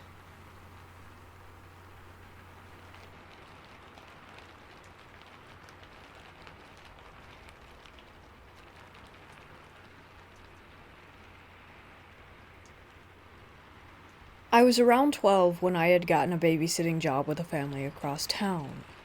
The family was new to the area and just recently bought the house next to my best friend's place. My first day over was to get familiar with the kids and the house. The parents stayed and evaluated me and of course answered any questions that I had. I spent my time playing and keeping the children occupied. It was a boy named Devin, age 4, and a girl named Cameron, age 7, so I had my work cut out for me. Cameron wanted me to go to her room so she could show me her toys. I followed her up the 2 flights of stairs, but as we came to the top of the stairs, I felt strangely lightheaded, and the hair on my arms rose up. I had an intense feeling of being watched, like there was someone else up there with us. I tried to ignore the sensation and continue with my duties of finding Cameron's favorite doll so that we could go back downstairs. At the end of the day, it was decided that I was a good match, and I was to come back on Saturday morning. As I headed home, I couldn't shake the feeling that I got from that upstairs. I told myself, it's nothing, and I brushed it off to just being in a new place and unfamiliar surroundings. That Saturday morning, I showed up to a busy home as the parents tried to get out the door and show me the last-minute things that I needed for the day ahead. The kids were up in their PJs eating breakfast and already talking to me about all the fun things they wanted to do. After the parents left, I ushered the kids off to get changed. As I was cleaning up the breakfast dishes, I heard a loud bang come from the dining room. I ran back into the room and found one of the false ceiling tiles had fallen from its place. Puzzled, I tried to put it back, but it was not an easy task. After some struggling, I managed to fit it back in, and thought to myself, how could that have fallen out on its own? The day went on, and now it's close to lunchtime. The kids are watching TV, and I'm in the kitchen making something for lunch when I heard another loud bang coming from the dining area again. I look, and sure enough, the same tile was on the floor. This time, I left it for the parents to see when they got home. Maybe they can fix it, I thought. Now the kids wanted to play hide and seek. We started off with Cameron seeking, and myself and Devin hiding. As Cameron started to count, we scurried around trying to find the best hiding place. I found the downstairs bathroom to be the best place for me. It was easy enough for Cameron to find me, and I hid Devin close to me so that I could keep an eye on him. As I entered the bathroom, I closed the door quietly behind me. I walked a few steps into the room and was now facing the mirror. As I was looking at my reflection, I also noticed something behind me that was moving. It was the closet door directly behind me, slowly opening. The closet door opened halfway and then slowly closed again, all by itself. I had the same feeling come over me like I did when I was upstairs on my first day. Wide-eyed with fear, I turned to the bathroom door and ran out. All I could think was, what just happened? I was really starting to worry that this house was haunted, and I now had every horror movie that I had ever watched playing through my head. Now I'm finding that I'm really uncomfortable, but I decide it's best to keep occupied. I break out a board game for us to play on the living room floor. Hungry Hippo, I think it was. We were playing for around 20 minutes before I noticed something again out of the corner of my eye, moving. I turned my head to see what it was. A child's shoe was tumbling across the floor all by itself. The kids stopped and watched in confusion. I was in disbelief. Cameron let out a scream and she ran for the door. I grabbed up Devin and followed. We went to my friend's house next door and told her mom everything. I'm not sure if she believed me, but we stayed over there until the parents got home. When they showed up, we told them what we saw. I don't think they believed me either. I showed the panel that fell out. Apparently it's been an issue since they moved in, and as for the rest of my accounts, they chalked it up to an overly active imagination. I know what I saw and what I felt. I wasn't imagining anything. I later found out a bit of history on the house. Apparently, a man died in the house after a heart attack upstairs in a room above the dining room where the paneling kept falling out. I think that his spirit is still in that house, and that maybe he was just trying to play with us.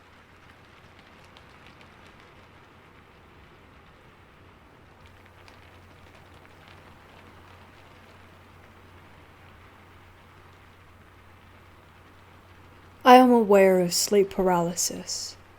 I understand your brain can project things, etc. I'm not denying that. That is what possibly could have happened, but damn did it scare me, so I'm going to tell you. Now, I have had sleep paralysis a fair few times in my life, but this is the scariest thing that I have ever experienced during a sleep paralysis episode. One night I woke up during a quite peaceful sleep. Across from my bed is the TV and, of course, a wall behind that TV. I opened my eyes and instantly noticed that I was in sleep paralysis. I worked on moving my fingers, but I heard something. It sounded like something floating, like woo sound. Being on my stomach, I could see across my room, which was my TV. The wall behind that TV, I shit you not, was all of a sudden a window. I didn't see it change into a window. It was already a window when I looked at it. I start breathing heavily. The sound is getting closer and the brightest light that I have ever seen shines into my room, but not enough for me to lose vision. A UFO just floats by my window. Meanwhile, I'm still telling myself to move and not freak out. It continues to pass, until I see it slowly backing up outside the window. I'm still trying to move. The UFO sits there. I try calling for my housemate, which of course doesn't work. I feel something malvoyant at the end of my bed. I see a tall, dark shadow. And as it reached out to grab or touch or whatever it planned to do, I shot up from my bed. Absolutely the most scared that I had ever been. I was breathing heavily, and when I did shoot up, the window became my wall again. There was no sound. Most of my sleep paralysis episodes, I don't usually remember falling asleep. But this night I didn't go back to sleep.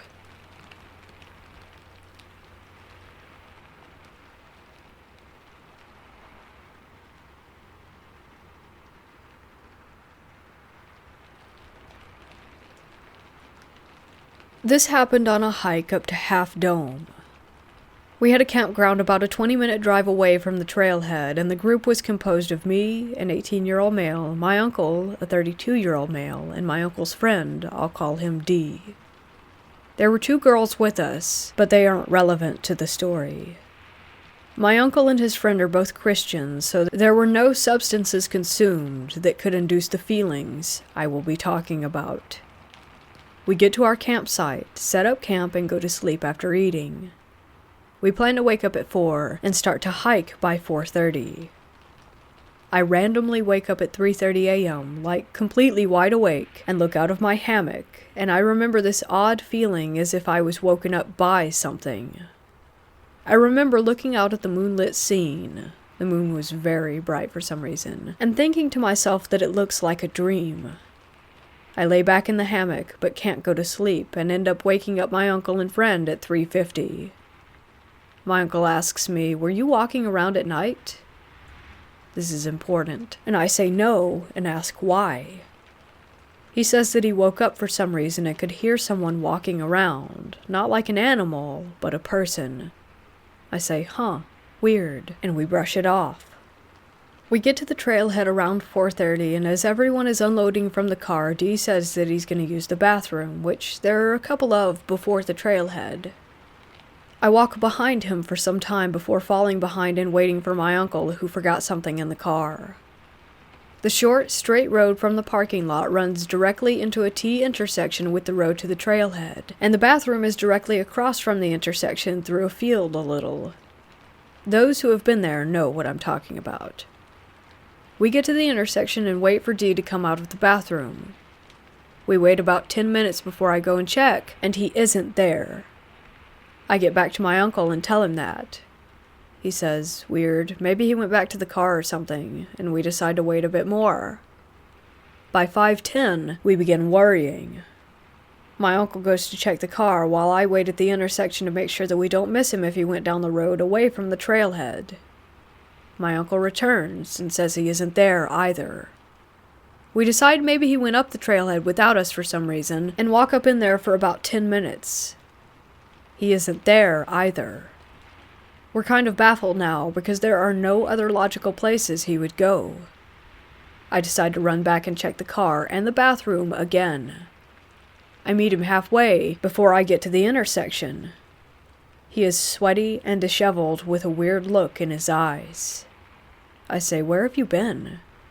He says that he went to the bathroom, and when he got back to the intersection that we weren't there, and that he just assumed that we went to the trailhead and started walking, and then met me. I say, what do you mean? We waited at the intersection for over half an hour and checked at the car, bathroom, and trailhead, and you weren't there. He says, well, I don't know. I went to the bathroom. He then asks me where my uncle is. I say at the trailhead, and he asks me again. I tell him again and note that it was weird that he was asking me twice. As we were crossing the bridge to the trailhead, he sees a light off the riverbank and exclaims, oh, maybe that's him. And I just look at him and keep walking. I thought his behavior was very strange, like he wasn't thinking straight. We finally get on with the hike, and it goes by as normal, except that we seem to keep losing things, such as my uncle's small red flashlight, one of the girls' gloves, a water bottle, etc. It's like we simply just forgot about the items and couldn't remember where we possibly could have left them. On the way back, it got dark, and we turned on our flashlights, and as we near the end of the hike after the 2 waterfalls, it begins to seem as if we've been walking for too long. My uncle also confirms this, asking me, doesn't it seem like it's taken way longer to get back? I say, yeah, that I was just thinking that. We keep walking, but it still seems like we weren't making any progress. I've been on that trail many times, and as I was walking, I couldn't spot any of the familiar landmarks. It was weird. There was this odd feeling in the air, sort of a slight menacing sensation. It's hard to describe. I remember thinking, it feels like the woods are alive. We remark 3 more times about how long the hike is taking, and start to laugh at it because it felt so ridiculous. After a bit, we finally, and suddenly, find ourselves on the final stretch, and make it back to the car. Now all of this seemed odd at the time, but I just brushed it off. I only just realized how weird those events felt after we got home and my aunt asks my uncle, were you camping? And he says, yeah, how did you know? As we didn't tell them we were going, since it was kind of last minute. She said that she had an odd dream where she saw my uncle in a tent in a forest somewhere, and there was someone outside of his tent. She said that she couldn't see who it was, but knew that there was a presence there. She says that she woke up around 3 and had the strongest urge to pray for him, and she did. My uncle kind of looks at me after hearing that like, are you serious? I honestly don't know what to make of all of this.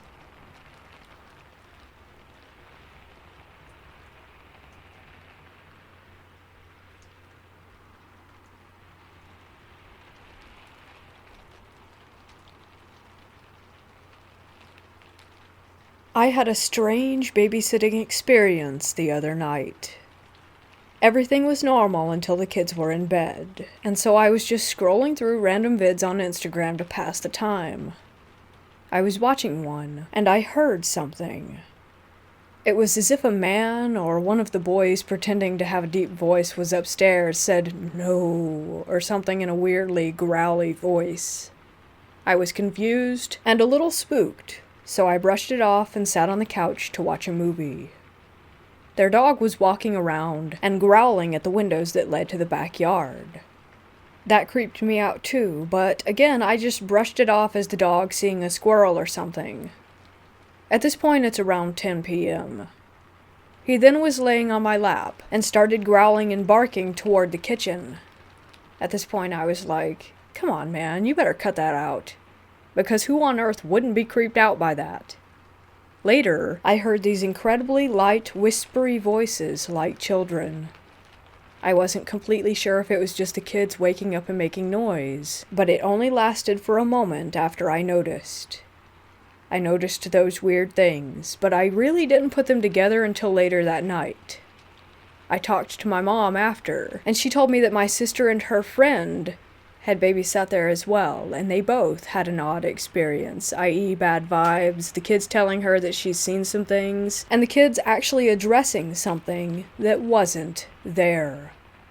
My mom didn't tell me before so that I wouldn't be spooked, which I guess was good because I got an independent witness of whatever happened without being influenced by other people's experiences.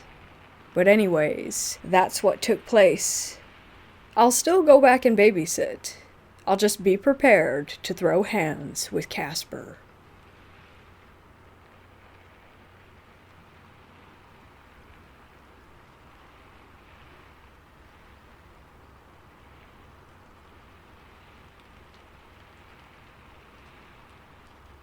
My grandpa was always a big hunter. It's not uncommon here in the Midwest. He would always find new areas to hunt and get permission to hunt on private properties. So one day, him and his buddy got permission to go on this private land that I believe was around 100 acres total. I don't recall the specifics of exactly where the forest was. For now, I know for a fact that this was in the Michigan-Indiana border area, or in other words, Michiana. Anyways, they set out around noon to get to the forest and arrived at around 1 p.m. and started hiking back into the woods. They each had their own tree stands or blinds set up prior, so they made their way to them. I remember my grandpa telling me that they hiked a few miles back, so they had to have been deep in the woods. As the day goes on, they don't see any deer, so once the sun began to set, they decided to start making their way back to the truck and met up near my grandpa's tree stand. This is where the weird stuff happens. They're making their way back and the sun has completely set. Luckily, they brought flashlights for the walk back because otherwise they would have had to have walked a few miles in pitch black. Anyways, they finally have about a mile of hiking left when they see something or someone crouched in front of them with their back turned to them. My grandpa described him as a bald white guy wearing a black and white striped shirt. My grandpa's friend speaks up after a moment that I can only imagine as a "what the heck is this feeling?" and asks what he's doing out there, and without a word, the man stands up and faces them, stares, then levitates up toward the trees, and disappears. After that, they sprinted to the truck and never went back to that land again. I know it's not the craziest of stories, and sounds so weird, but I know for a fact that my grandpa did experience this. My grandpa's not a liar, and it was never some scary campfire story that he told us grandkids. When he told me, I could see in his face that it was disturbing him, and is something that he can never forget.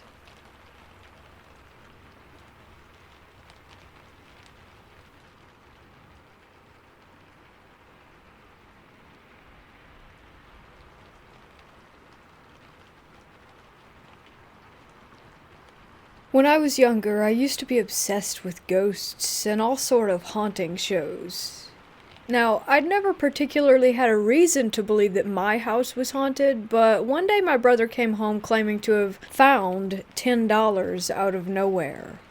I'll never know for sure if he was just messing with me, but after curiosity got a hold, I asked him where he really got the money from. Stupid me assumed maybe a friend? Perhaps he stole it from my parents' wallet? My parents never claimed to have been missing any money, however, something they definitely would have voiced being distraught about had they noticed that we had taken their cash. The story he gave me was that a young girl, maybe about the age of 7, had followed him onto the school bus that afternoon. He had never met this girl before, and had never seen her around at school, but she decided to sit in the seat right in front of him. After riding the bus for a while, she started to talk to him. Nobody else could see her, according to him, and the other kids were giving him weird looks. Eventually, she handed him $10 with a note, and then subsequently got off the bus at the next stop. I immediately assumed that he was lying and laughed, of course. I asked him to show me the note, which he promptly retrieved from his room and passed me a tiny piece of paper. A shiver ran down my spine, as the note wasn't in his handwriting. It read, "I'll help you, but only this time," which I believe was in response to the fact that my brother was begging my parents for a Zelda charm bracelet for months, which they refused to buy him. Given that he had $10 now, he could just buy it himself, though. Of course, I was extremely intrigued by this, even if it sounded absurd. I suggested we make a makeshift Ouija board to see if we could contact anyone. So we wrote the alphabet on a piece of paper and grabbed a necklace to hover above the DIY board. My brother was interested too, so he decided it could be fun. Mind you, I was in 6th grade and he was in the 4th at the time, so any sort of movement from the necklace caught our attention and we immediately thought that it was a ghost. After asking a few questions, the necklace began to move and shake. Either my brother was really good at tricking me by slowly sliding the necklace across the board, or it really was something paranormal. We were able to get a name. Kate. After asking dumb things like, "Did you watch me complete the Shadow Temple in Ocarina of Time?" and getting a yes, me and my brother decided to stop for the night after starting to get creeped out. We never said goodbye before ending. Eventually, playing with the board would be a daily occurrence. We thought we'd made a friend, and truly believed that someone was talking to us. Me and my brother decided to take things a step further and try to record something. So we both got our tablets, placed them in front of our TV, and hit record. The first thing I asked was, if someone was here, move something in the room. There was nothing. Okay, well, maybe the ghost is shy? We decided to repeat the same question, but this time we said that we would leave the room and give it a minute. We went downstairs for 5 minutes, and when we got back up, our tablets had both fallen to the floor and stopped recording. Coincidence? I mean, things fall, especially when you're not careful at placing them. So we brushed it off. In December of 6th grade, though, things got really weird. I had started hearing voices in my head, claiming that they were the ghost I was talking to while playing the Ouija board.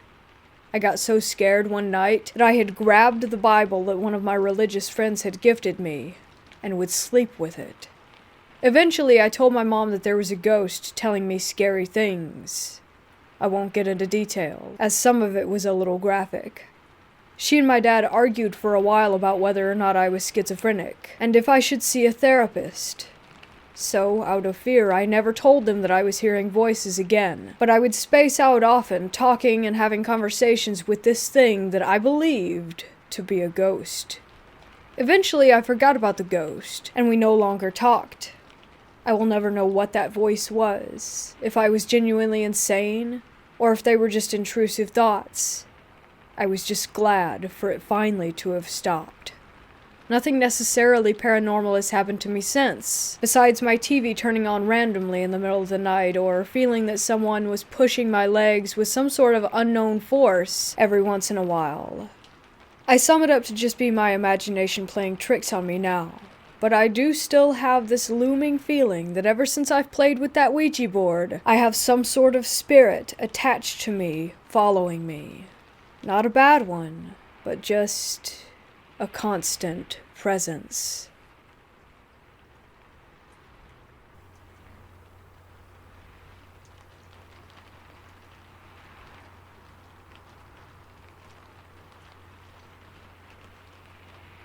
I am a 26-year-old female who has been having constant dreams where someone grabs me by my ribs and their fingers sink into my body.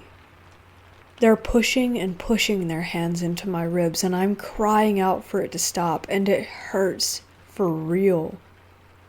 A crushing pain makes me want to curl up and beg for it to stop.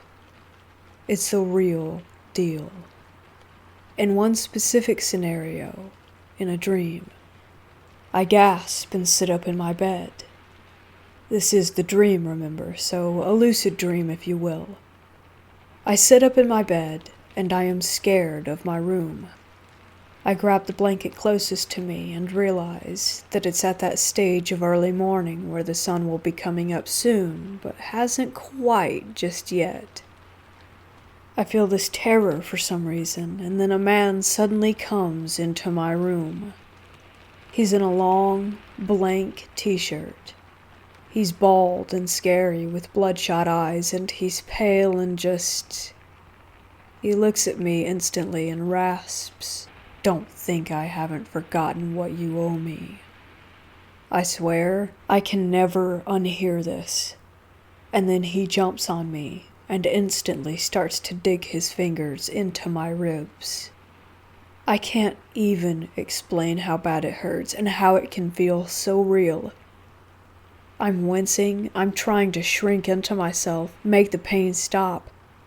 It's so bad I can barely even beg to stop it, but nothing stops it. Until I finally wake up. I sat up in bed and prayed that it wasn't going to happen again, and just turned on the light. The sun was coming up anyhow, and I didn't want to be in bed anymore. Of course, I was slightly anxious about turning the bedroom door corner in case that thing was real. Anyway, I have a lot of sleep paralysis issues, but this was the first of these pain in the ribs dreams. Now I have a few from time to time. Just the other night, I was in a prison and someone attacked me and jabbed my ribs, holding on to me tight and just repeatedly jabbing and holding my ribs hard as I was praying for it to stop and begging for them to stop and crying. I don't know what it means. Also, I'm totally healthy, with no pain in my ribs or anything like that in daily life. Am I being attacked by a spirit? Is this really something?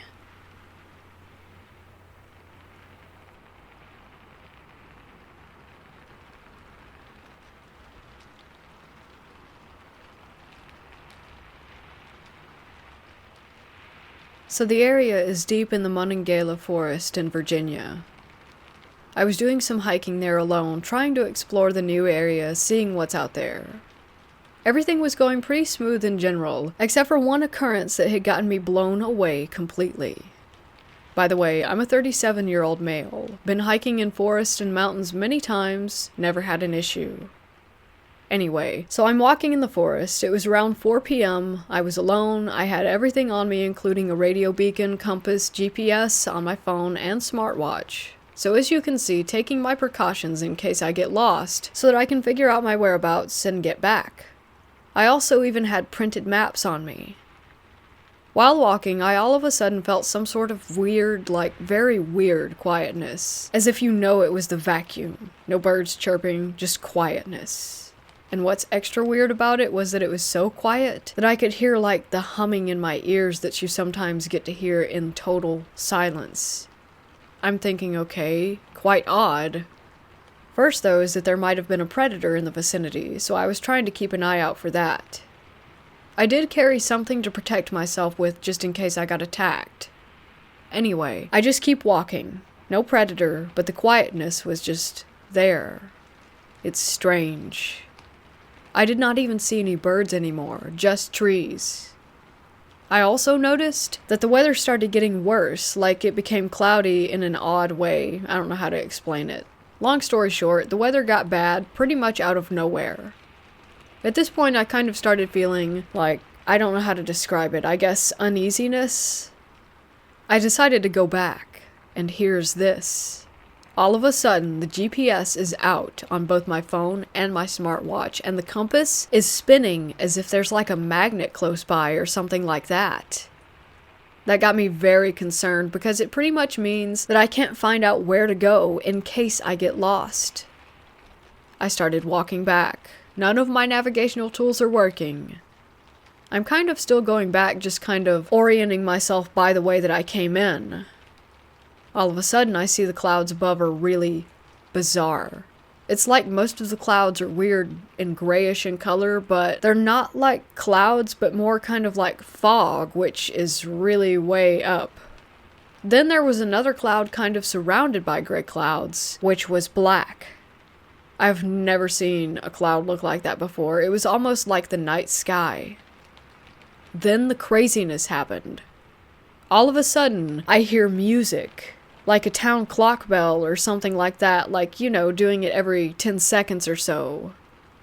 I don't know, at the time I just got scared, really freaked out, and I just started running very, very fast back where I had come from. I was sprinting, and then eventually I noticed that the weather got better. It was no longer cloudy. The clouds weren't in fact visible anywhere near. I looked at my compass and GPS, and it was back up. I was, in fact, headed in the correct direction. After that, I just went back to the place where I had parked and left.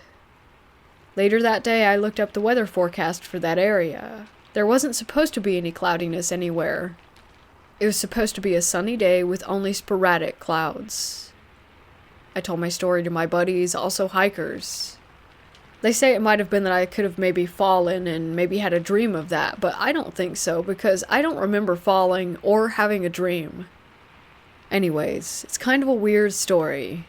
Maybe there's a logical explanation, but I don't know.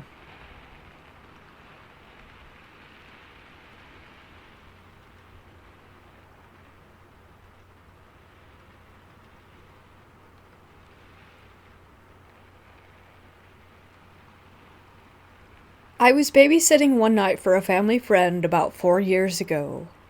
I had put the kids to bed and crashed on the couch while waiting for my mom and the friend to get back from a night out. Randomly, I woke up and just remember being very confused about why I was even awake. That was, until I heard the front door close. A key thing to note here is the fact that the only sound was the door closing.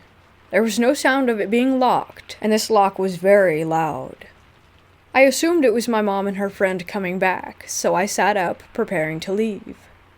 However, I quickly noticed the lack of their voices. They are never quiet after a night out, especially because the friend always has some drinks. And I also noticed that there was only one set of footsteps.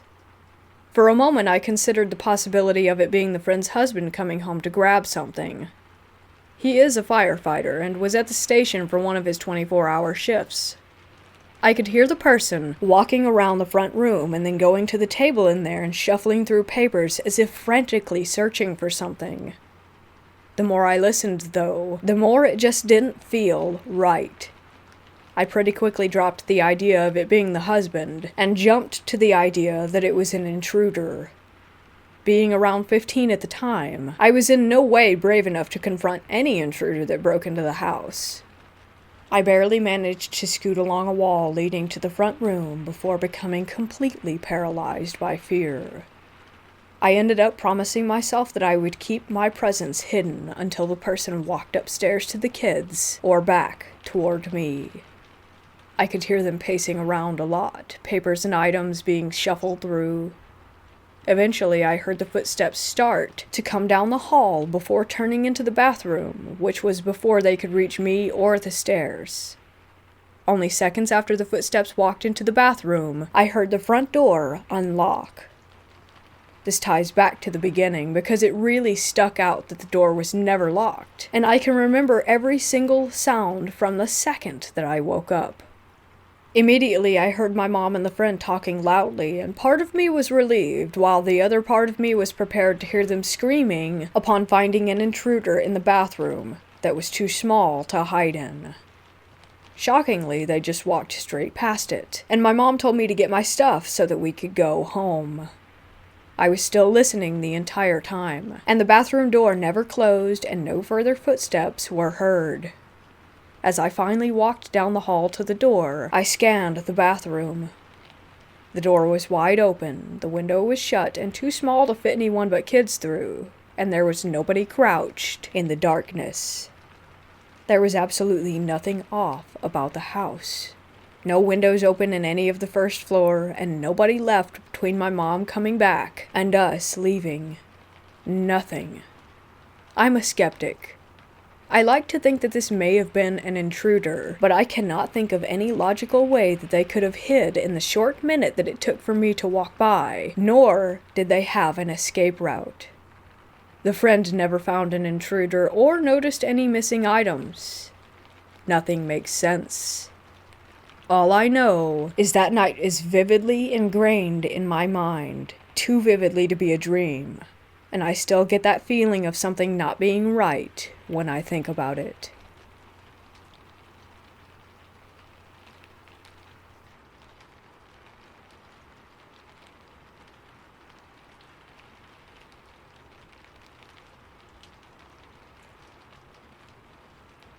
I was a senior in high school, and I always hung out with my sister, who was 5 years older than me, and her friends. That night it was us siblings, her best friend H, who was the same age as my sister, and our friend G, who was about 20 and enlisted in the army. We thought it would be a great idea, since it was close to Halloween, to play with a Ouija board for the first time. We got a Ouija board and decided to turn off all the lights in the house and light a few candles to really set the mood. So we sat on the floor of the living room and started our little game. I was sitting between H and G, across from my sister. It took a while, but we finally got a response when G asked if anyone was there. The planchette slid to yes. We kinda giggled because we thought it was one of us. But then it started spelling out Maman. My sister and I immediately go pale and make eye contact across the board. Our grandmother had passed away next door, about a year prior to this. Before we could ask another question, the planchette spelled out the word love. We still weren't convinced. A little spooked, but not scared. G then asked the board, "How many children do you have?" And the planchette slid to the number 2, which is the correct number of kids that our grandmother had. It's important to know that G and H didn't know very much about our grandmother. They came into our lives after our grandmother had passed, so they never met her. The planchette then spelled out the words, "Roll Tide." Now we live in Alabama, and my grandmother was the biggest Alabama football fan. She would watch every game. The Alabama football catchphrase is, "Roll Tide." My sister and I immediately begin crying because it just seems so unreal, and then the planchette starts moving again. This time it's sliding around and going to the word, "Goodbye." I ask, "Do you want us to stop playing?" And the planchette quickly slides to yes. My sister doesn't want to stop. She asks, "But why? We want to ask you more questions." And the planchette quickly moves across the board to spell out the word, "bad." That was more than enough for me. I felt like if this was my mama, and she was telling us to stop playing, maybe we should take her advice and quit while we were ahead. She said bad. Did that mean that something bad would happen? Or that doing that was bad, with the Ouija board? I don't want to find out. But after trying to convince my sister and friends, it did no good. The planchette keeps circling the board and going back to goodbye over and over again. Finally, everyone says goodbye because it's clear that nothing else was going to be discussed. But then, for some reason, I was talked into participating again. This time, when something answered us back, the planchette moved across the board even faster, but it was between 2 letters only. Z-O-Z-O-Z-O. And that's all it would say. I don't know what the others felt, because we really didn't talk about it much. But to me, it felt like the room became colder. It was then unanimous that we did decide to say goodbye. We were shaking. Whatever we had just spoken to didn't feel right. My sister and I decided to sleep in the same bed. I remember lying in bed and being huddled together and just looking around the room. Every sound made me jump. I swear I could see dark humanoid figures all around. Maybe it was paranoia, but I definitely did not sleep at all that night. I kept thinking about how Mama or whatever was imitating her had said bad, like it was a warning. My sister ended up getting rid of the board shortly after. I'm not sure what she did with it. I know her and some other friends tried to play with it again in a very old graveyard near our house with graves that dated back to the 1800s. While they were playing, they heard what sounded like footsteps in the woods around the graveyard, and what sounded like scraping on one of the headstones. I don't plan on touching another Ouija board again.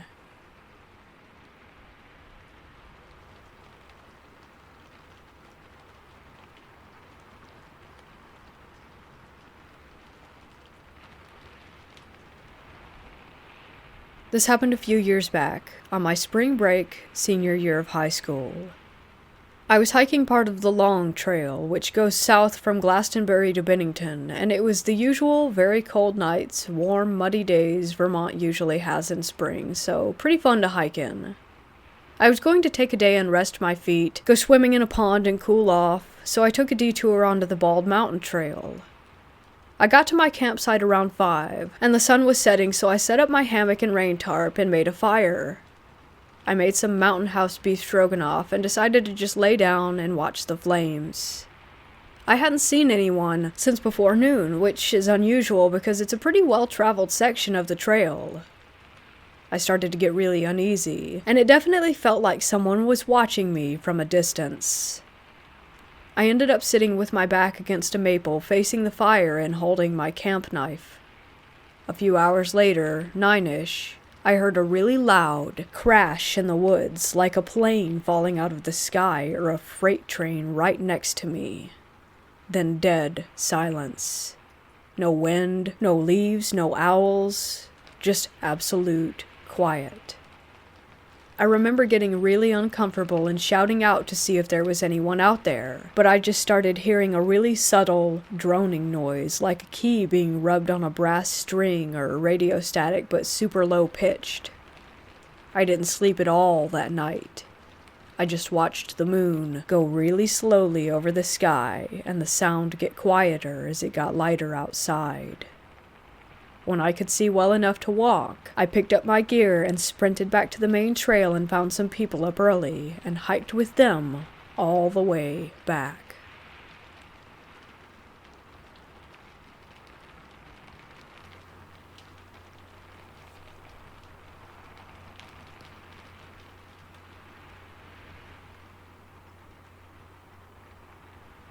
This is from 2015. But I really remember it like it was yesterday. It happened in Yokosuka, Japan, while I was stationed there with the Navy. I was out during the day walking and exploring Tokyo, and when I finally went back to the base, I didn't want to return to the ship for the night, so I stayed at the Navy Lodge on base. It had an open floor plan, so the only doors were the front door and the door to the bathroom. I had just went to sleep when I woke up randomly and I had sleep paralysis and couldn't move. I could only move my eyes to look around the room. It was like something was holding my body to the bed. Then I saw and heard the front door open and the light from the hall start to creep into my room. Then I saw and heard the front door open and the light from the hall start to creep into my room. The door slowly closed, and then I saw a big shadow figure with white, glowing eyes move from the front door kitchen area on the right over to the living room on the left, slowly moving and keeping its eyes locked on me at all times. As it got around the corner to the living room, it stayed there for a few seconds before peeking its head around the corner and staring at me again before hiding back around the wall. I woke up and was able to move again, so I jumped out of bed and ran around the room, turning all the lights on, trying to find whatever it was. But nothing was there. I laid back on the bed and tried to fall asleep again, and almost as soon as I closed my eyes, it happened again. I couldn't move, and could only look around the room. The thing then moved from the left from the living room to the right again where the bathroom was, and continued to stare at me with its white, glowing eyes the whole way. It opened the door and triggered the motion light in the bathroom. The light had a creepy blue glow to it that I still remember vividly. As it disappeared behind the wall again, it once more peeked around the corner, staring at me with its white glowing eyes for another 5 to 10 seconds, before going back into the bathroom and closing the door behind itself. I woke up again and jumped out of bed and ran around the room looking for it, leaving the bathroom the last place that I would check. I could see the blue motion-activated light on in the bathroom from under the door. I finally threw the door open and went inside, throwing the lights on, and nothing was there. I went back to my bed, laying down again and trying to sleep, just hoping that I was imagining all of it. Then it happens again, but this time it feels like something is covering my mouth too.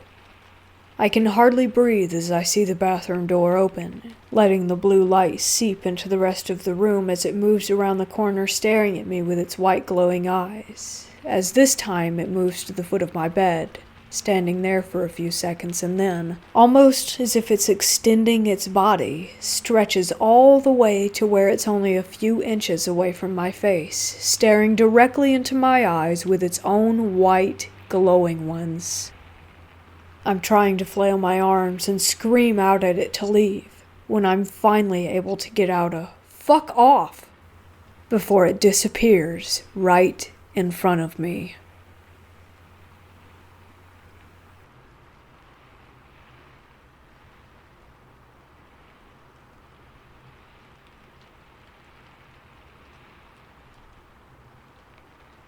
I work in an Alzheimer's unit. Most of the residents don't stay around for very long because they're on hospice, so basically I barely get to know them, and before I know it, they've passed away. One resident we had did not have dementia, but schizophrenia. Her sister stuck her in there as more of a convenience for herself rather than considering her sister's mental health. The resident was extremely bright, and remembered silly things that even I couldn't recall that had happened. Once COVID hit, she decided life wasn't worth living, and that she would never get better. She starved herself to death. It was heartbreaking, and she suffered many delusions and manic episodes during her last days. Nothing out of the ordinary had happened the month following her passing, until the fire alarm went off out of nowhere during lunch. My coworker and I immediately went to guard the outside doors since they would unlock automatically once the fire alarm was triggered. We assumed it was another drill and were annoyed that it had happened at such a busy time of the day. On my way to the back door, I popped my head into each room just to make sure that everything was clear. When I came to that empty room, the minute that I opened the door, it was frigid. I assumed that it was normal since the room was empty and thought nothing more of it. I stood by the back door and waited for the alarm to stop. My boss came back with a concerned look on his face and told me that the alarm system said that it was coming from the room where that resident had just recently passed. I explained to him that that would be impossible because I had just checked and there was no sign of a fire. The alarm continued to go haywire for another 30 minutes, even when shut off. It was extremely bizarre. Afterward, I had asked out loud if it was our resident who had just passed, and it felt like a warm bucket of water was dumped over my head, and I couldn't resist the urge to cry. The kind of crying and sobbing that hurts your entire body. Sometimes, she opens the fire extinguisher box to remind me that she's still around. You need a key and a strong arm to crank that box open. Anyway, I found it open again today after doing rounds, and was reminded of this experience.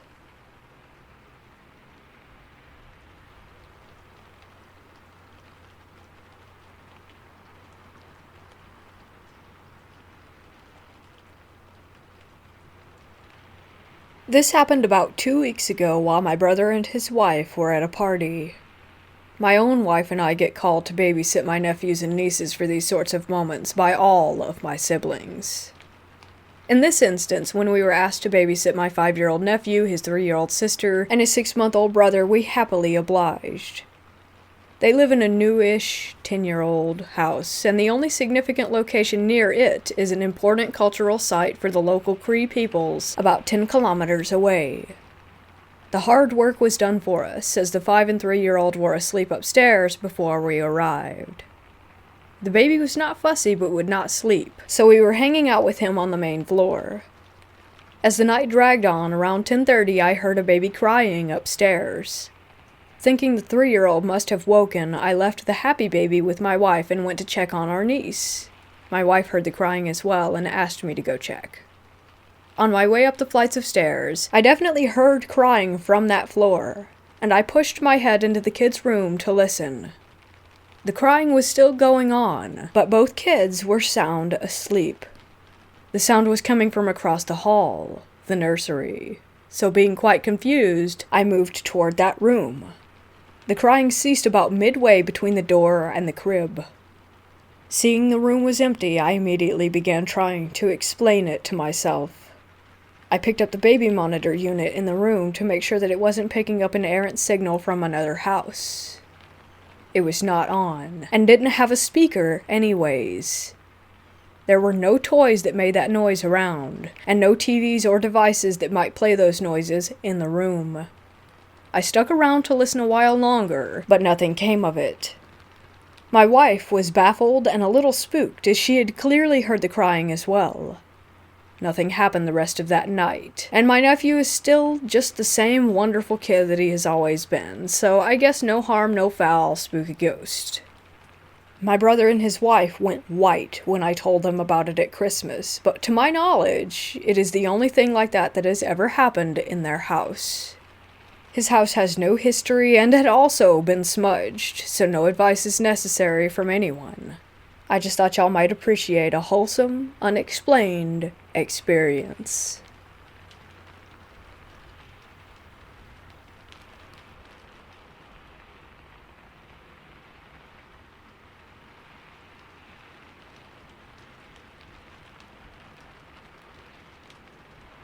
I first discovered the Ouija board when I was 14. A girl was visiting from America, I'm in the UK, and she told us how to talk to ghosts. 8 of us went to her house and made a board with ripped bits of paper and a turned wine glass. 4 of us would put our fingers on the glass, and we would swap someone out every so often. This way we believed that it would eliminate anyone who might be pushing the glass.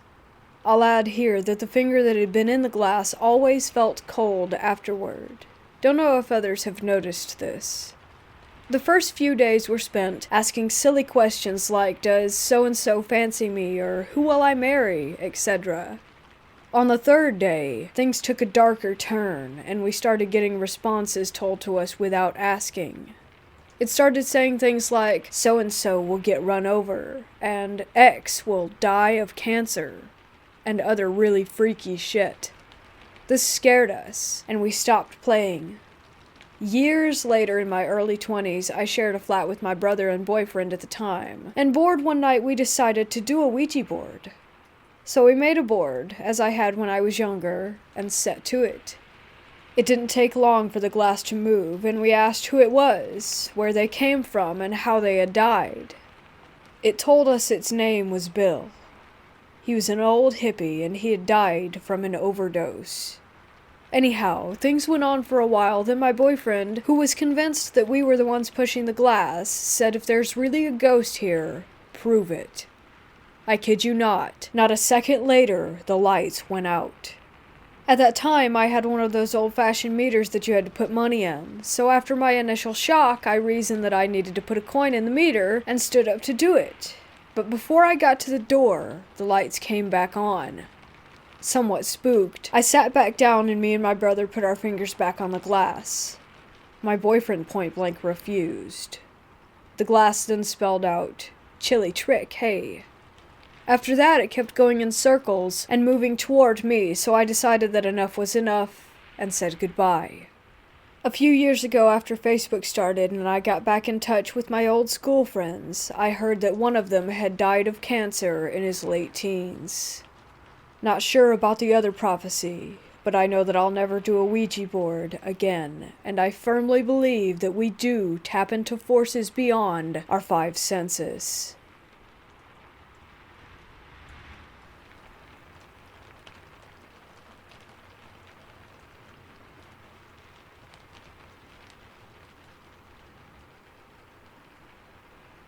I was in Pennsylvania exploring an abandoned mill/factory that had been built in the 1800s, at dusk. I was standing on a pile of limestone cinder blocks surrounded by tall grass and brush, with a tree line about an acre away, just after the sun had set while my friends were inside still. As I was climbing down, I heard a low, guttural growl. Not like a dog's growl, or any type of animal for that matter. It was deep. It had much more bass to it. It was very disturbing and not like anything I have ever heard before. It sounded as if it were very close, but I didn't hear any brush moving. It freaked me out, and I booked it to my friend's house in the dark.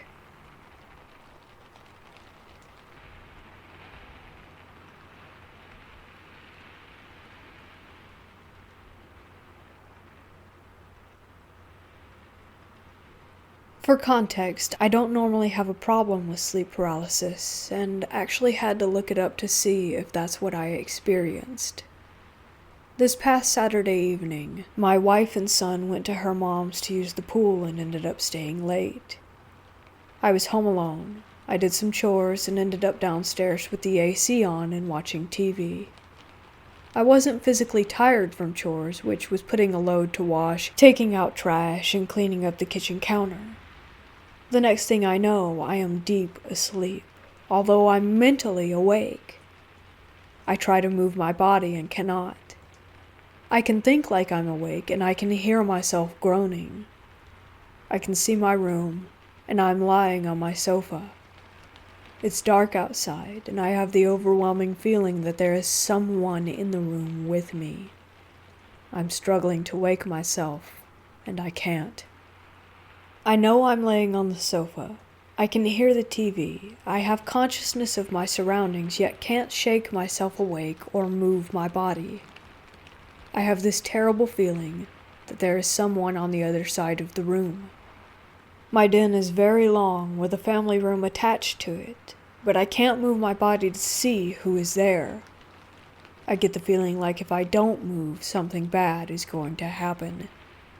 I'm eventually able to shake myself awake and have movement of my body again, yet the room seemed brighter, like if it wasn't as dark as when I was trying to move myself awake.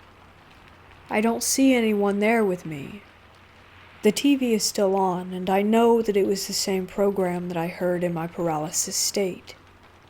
The second episode happened last night.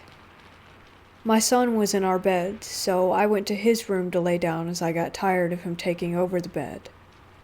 I was watching YouTube, the lights were off, the bedroom window was open. I somehow passed out without even realizing that I had fallen asleep, and had another episode of sleep paralysis. I'm lying there.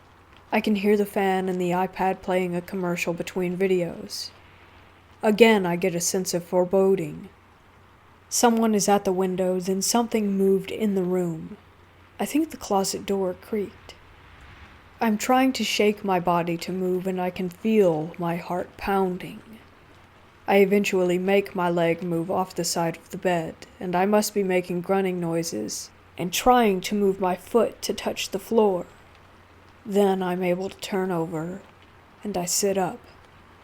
I haven't had a lot of experiences with this before, and it almost felt like something else was controlling it. Not like drugs, as I don't do drugs, nor alcohol, as I haven't had a drink in weeks. It was almost like hypnotism or something controlling me to fall asleep so quickly and so deeply.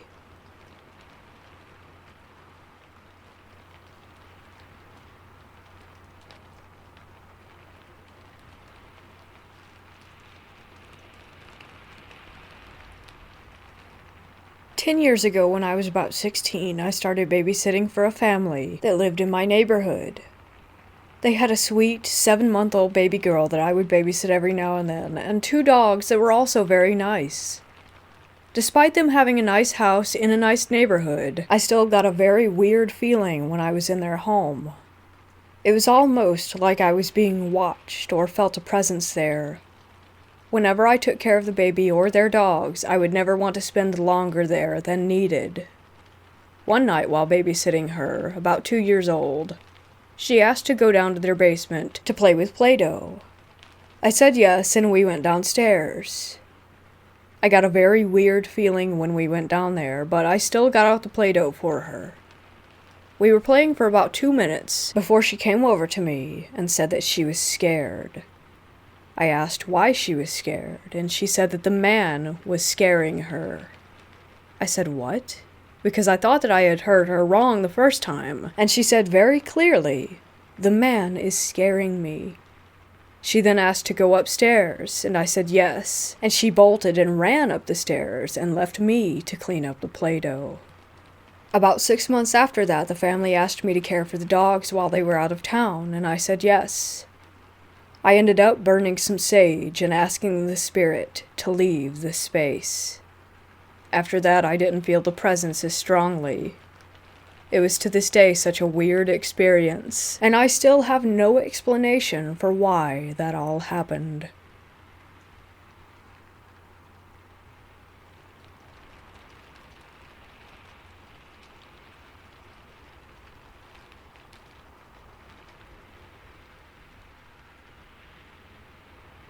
I grew up in rural Oregon with around 70 acres of wooded private property as my personal playground. By the time I was 16, I had spent countless hours exploring every square foot that I could and had never experienced anything any more unpleasant than poison oak and more than a few blackberry scratches. Oddly, there was one small portion of the property that I had never checked out. I couldn't tell you why I had never gone to this one little corner. I just never did. It was like an unconscious choice to just never go there. There was even an old trail or road leading back to it. One afternoon, I got the itch to turn left and follow that trail. The day was bright and warm. Nothing was sketchy or untoward. However, within 50 feet of the trailhead, I felt an overwhelming need to stop in my tracks. It was like stepping on a giant, sticky mouse trap. My feet simply wouldn't carry me any further forward. As I stood there, every hair on my body stood on end, and I felt absolutely sick to my stomach with dread. I spun in place, looking every direction for whatever danger my body was telling me was there. The spot where I stood was a bit of a clearing in the trees. I had about 20 feet or so of total visibility in all directions, and further in some. There was nothing, not so much as a bird or a bug. I've never felt such utter terror and the desire to go full knees to chest for the hills. I made my way back to the trailhead as fast as I could backpedal, and the second my feet left the trail, it all faded. Hairs back down, stomach settled, and 0 sense of unease. It was like stepping out of a room and closing the door. For years I wondered what kind of presence I had encountered. Many naysayers tried to tell me that it was probably just a cougar and it was my sixth sense picking up on it. I wasn't buying it. Then, in talking to my parents one day, who used to wander that property when they were dating a few decades ago, I found out that they had come across the remnants of an old homestead there. It had deteriorated to the point where there was nothing left but the outline of the foundation and some old medicine bottles. I had a light bulb moment. Seems that maybe one of the homesteaders was still there, and I was definitely trespassing. I've had short-lived moments of temptation where I thought about going back there and seeing if I could replicate the experience. In all honesty, though, whatever was there was way too dark for me to ever want to encounter it again. It definitely seems best left alone.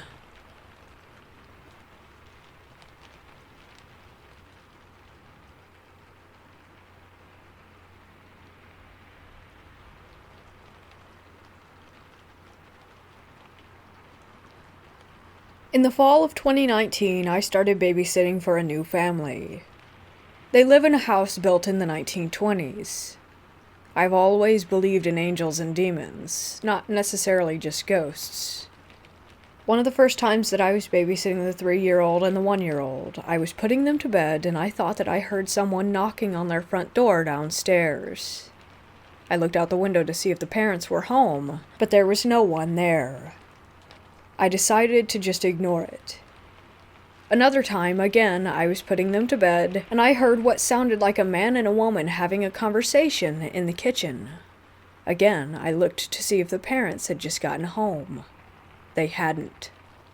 Another time, I was watching them during the day when the mom was out of town and the dad was at work. I expected him home around 3:30. The girls were napping upstairs, and I heard the kitchen door open and footsteps. I was surprised the dad was back so early. As I turned the corner to go and greet him in the kitchen, I saw what I thought was him, black suit and all, walk past the door frame. I entered the kitchen and started to say, "Didn't expect you back so early."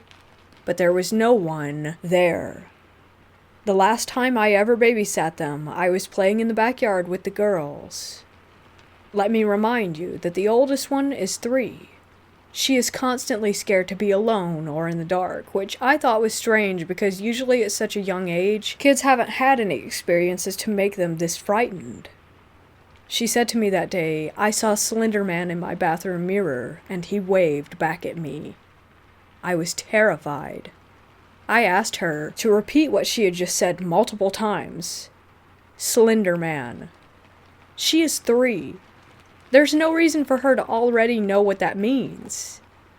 At that moment, I realized that I had always closed her bathroom door just because it felt creepy. And when I would come back to the room later, the door was always opened. I've never babysat for them again.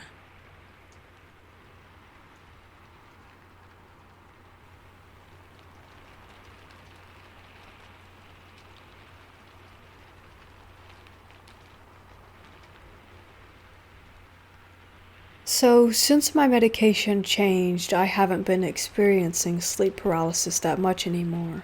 But for years, I've had it on a constant basis, nearly every day. I can elaborate on the neurological stuff behind sleep paralysis, but basically, it's very related to stress, anxiety, and a bad sleep schedule. Anyway, I usually don't have auditory or visual hallucinations during sleep paralysis. But almost during every episode, I experience the feeling of leaving my body. I wake up in my bed without being able to move, and I feel my body start to float, accompanied by this awful fear that at any time I might fall down and die.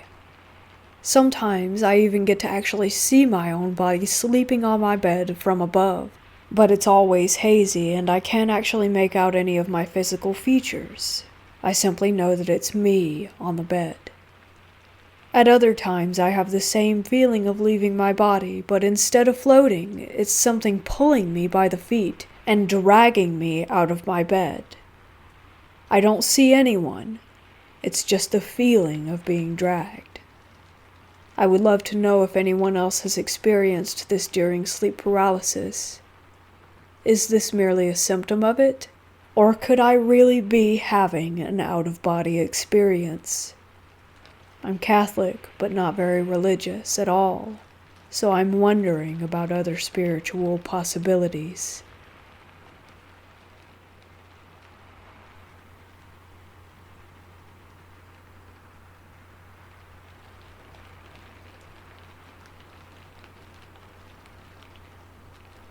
This happened to me a few months ago, and just once. I was sleeping on my couch when I was suddenly in a paralysis state. I couldn't move no matter what I did. As I was trying to move, I heard a female voice laughing in my ear.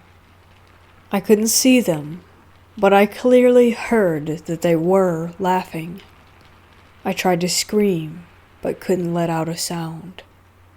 Then I woke up, a little sweaty and terrified. My heart was pumping so much that it hurt my ears. I looked everywhere, but saw no one. I didn't go back to sleep after this, because this wasn't my first experience, and I realized if I go to sleep again, the same thing would happen. This was the first time I ever experienced something terrified, so I didn't risk it, and stayed up all night. Ever since, I've never had an experience like this one again. I should also mention that I live in a house that gives off a terrible vibe and has a history of violence. The poor house suffered from an abusive family. It's possible that this house brings out the worst in people, because my mom unfortunately lost herself. She was now abusive and worse. She was a kind woman who didn't want any problems, but unfortunately we had an abusive parent figure. But save that story for another time.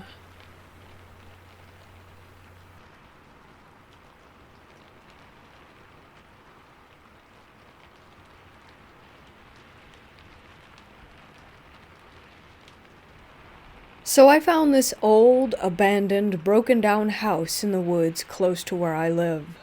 I've only lived here about a year. I was alone walking around it, trying to see if I could have a peek inside.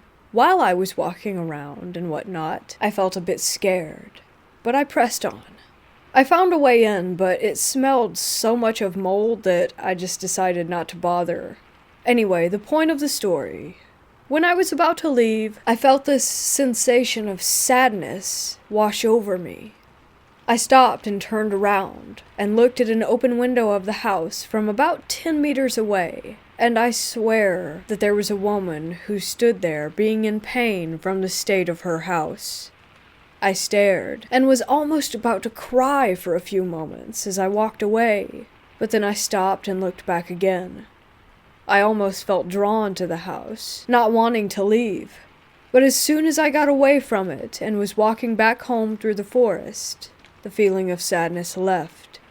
On a side note, the day before I had walked through a part of the forest where a lot of trees had been cut down and a lot of branches and bark were scattered all over the ground.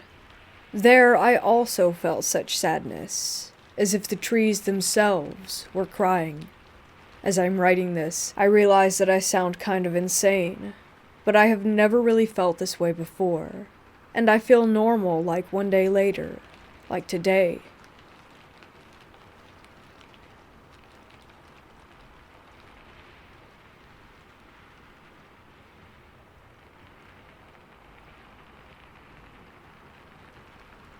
Ever since I was a kid, I had paranormal experiences. One intense rule of the house my mom gave me was never to participate in a Ouija board. When I was 14 years old, I'm now 20, I let my curiosity get the best of me and decided to do a Ouija board with a friend. In my room in the complete dark, we began the process. To my surprise, nothing happened. Later that night, I let my mind and fear get the best of me and decided to sleep with my mom, who had no clue that I had previously participated in a Ouija board, otherwise she would have killed me. As I was falling asleep, my mom asleep right next to me, I saw the silhouette of a large man in the doorway. At first, I told myself that it was just my brother. I called his name twice, then noticed that this figure was at least 6 inches taller than my brother and completely unresponsive to what I was saying. I started to panic and pray as I realized that this was not my brother and perhaps something far more evil that I had invited into the house. I was too afraid to move or to wake my mom. After about 5 minutes, though it felt like 10 years, the figure disappeared. I struggled to sleep for the rest of the night. The next morning, I was getting ready with my mom in the bathroom. Keep in mind that she has no idea what I had seen in her room last night, or even that I had done the Ouija board. She brings up to me a nightmare that she had had the previous night. After I asked her to tell me, the answer brought me to tears. She said that there was a demonic entity in the hallway, and as she went to touch it, it threw her across the room. As I broke down in tears and told her the truth, we proceeded to bless our house. I will never do a Ouija board again.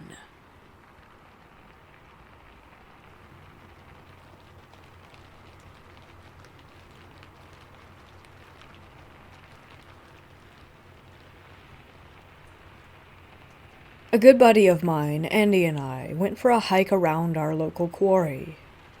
We took a trail that we hadn't taken before. It had really awesome lookouts and a crazy graveyard that we walked by. It was super cool. We also hiked around to this other awesome spot with big rocks to climb. Then we decided to head back to the car. As we were walking back, Andy said that he felt like he had just walked through a giant spider web on the trail, but he couldn't see or feel any strands to pull off. I said, "You just went through a portal," jokingly. He said, also half-jokingly, that he felt like he might have. Then he said that he started feeling a weird static electricity. This was strange because I was feeling the exact same thing. We were walking, and seriously, it felt strangely just intense with jolts of energy going through both of our bodies. Our plan was to take a break at this cool wooden deck down by the quarry water. It was about halfway back to the end of the trail. The plan was originally to chill there for a minute and listen to music on the water, but after that happened we were freaking out and wanting to see if we could feel that same electricity again, so we went back the way we came and actually took another way back to the trail. We didn't feel anything this time. We had walked just far enough to kind of dismiss what had happened, but then we got back to the same spot where it had happened before. As soon as we started walking up the trail, all of a sudden it was like everything got so quiet, and it felt like we had walked into a cloud of energy that was even stronger than before. There was even an audible buzzing sound in our ears. It seriously made both of us stop in our tracks and say, "It's happening again." But this time, it was not a very good feeling. Like, I've never had a feeling of, "do not go that way," that intense before. We turned right around and walked the heck out of there, spooked as hell.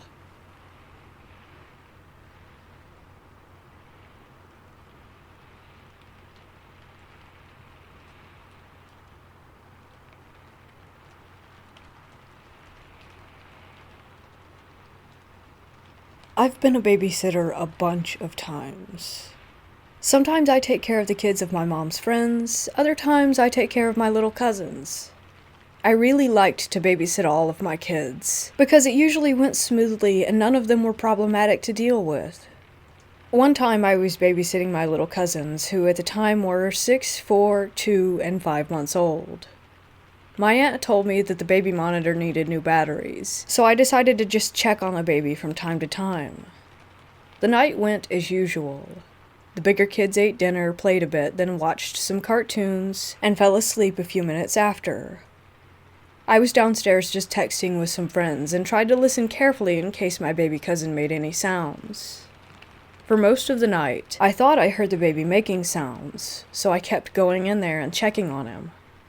I believed it was just my mind playing tricks on me, probably because I was on high alert, waiting for something to happen. Around midnight, the 2-year-old woke up crying because of a nightmare, so I grabbed him and let him lay on my chest until he fell asleep, and then I tucked him into bed again. A few minutes passed, and I heard the baby screaming, so I ran upstairs and did what I could to calm him down so that the other kids wouldn't wake up. As soon as I get to the door, the screaming stops, and when I entered the bedroom to check on him, he was sound asleep. I freaked out and checked everything in the nursery, hoping to find some kind of toy with a similar sound, but there was nothing. I immediately went and checked on the other kids, praying that they were okay. Fortunately, all 4 kids were asleep, and it appeared to have not disturbed anyone. Still, I made sure everything was all right, and that nothing had actually made a sound. I was kind of surprised that the scream hadn't woken any of the other kids up, but at the same time I was thankful for it, because I didn't want the other kids to be scared in their own house, and also I wouldn't know how to explain what had happened to my aunt and uncle without freaking them out. I didn't hear any other sounds for the rest of the night, until my aunt and uncle came home. I decided to not say anything and just take the money and go home.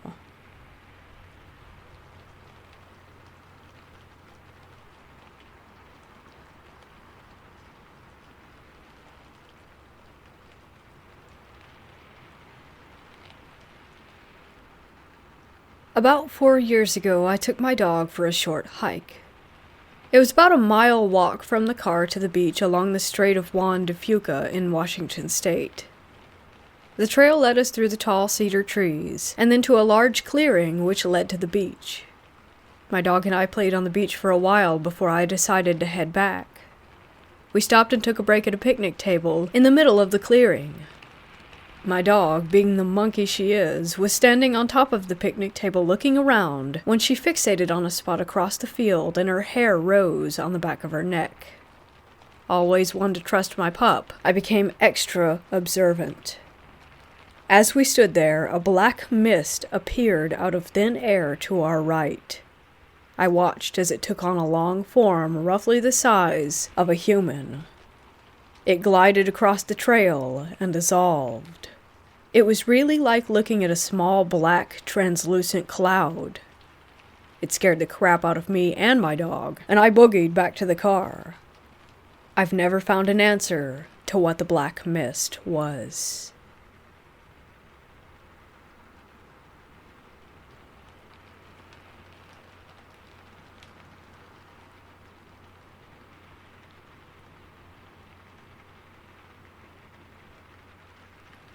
This happened 30 years ago when I was about 14 years old, and me and an older friend were babysitting for a 6-year-old girl and her younger brother.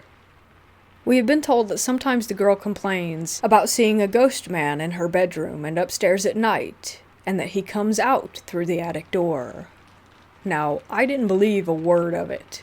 Kids are weird and say weird things. We get the kids ready for bed, but they wouldn't settle. The girl said that she felt scared, and her little brother started crying. She asked if she could sleep in her mom's bed until she got home. The little brother wanted to go with her. So I tucked them in and told some silly stories and laughed until they were both tired. Both kids were virtually asleep when we left. Door ajar, hall light on. An hour later, we're sitting downstairs watching The Equalizer, and all was good. Kids were definitely asleep, as I had to sneak past their room to use the bathroom. I had a quick peek on my way back, and aside from the little brother snoring a bit, everything else was quiet. I go back downstairs, and we watch TV a bit more. About 20 minutes go by, and out of nowhere we hear banging. Heavy banging, and the kids are screaming immediately. I run up the stairs, and meet the kids as they're running out of the room. More banging, and this time I have eyes on the kids, so I know that they're not making the noise. The kids fly at me. I grab the little brother, and we rush downstairs into the front room, shut the door, and all crash onto the sofa. Everything is silent apart from the TV, which I switch off. We sit in silence for about 5 minutes, just sorta holding each other. After a bit, the girl, with tears in her eyes, just says in a matter-of-fact way, the man was angry because she wasn't in her own room, so he tried to push over a wardrobe, and then he started thumping the wall. This event has stayed with me all these years.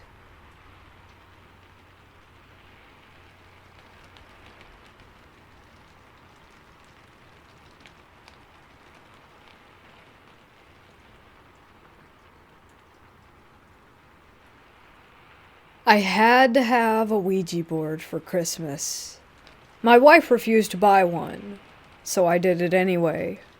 One night, when my wife was out, my daughter and I tried to use the board. Nothing.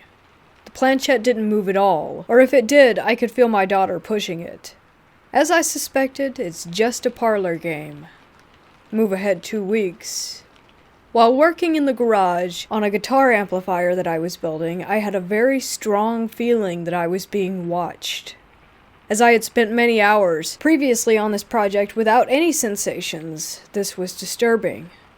It got so bad that I couldn't spend more than a minute or so in the garage after the initial encounter without the hairs on my neck going up. Then came the whispers. More like a shh, shh sound, actually. Kind of a be quiet between two or more people lurking about. This only happened when entering the garage from the house, and later when my daughter called me at work to say she heard shh, shh when entering the darkened dining room. Since she was alone at the time, I blamed it on the cats. I too experienced it in the house, but usually only when entering the garage itself. Finally, I decided that enough is enough. I went into the garage one night and yelled at whoever was there that they had to leave because they were scaring the crap out of us. No more whispers after that. I wasn't yet into paranormal investigations at the time, so I didn't have a digital audio recorder to leave in the garage overnight. It bothers me now that I had real live spirits in the house to test with, and I didn't have the equipment or the moxie to do anything.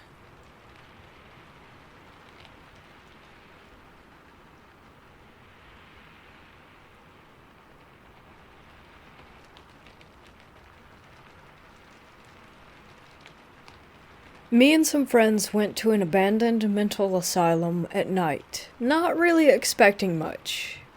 We busted in through one of the boarded up windows, and when we were inside, we all heard talking. We figured that other people were there, so we followed the sound. We were walking down the hall and heard a woman whispering, "Why did you take my baby?" over and over again.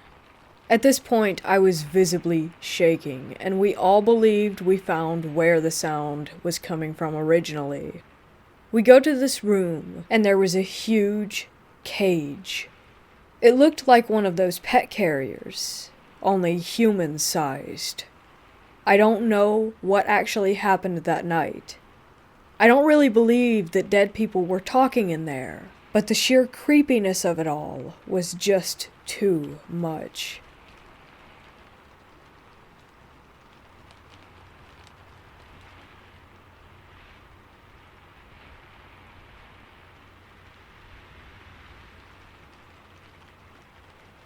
This happened when I was young, around 7 to 8 years old.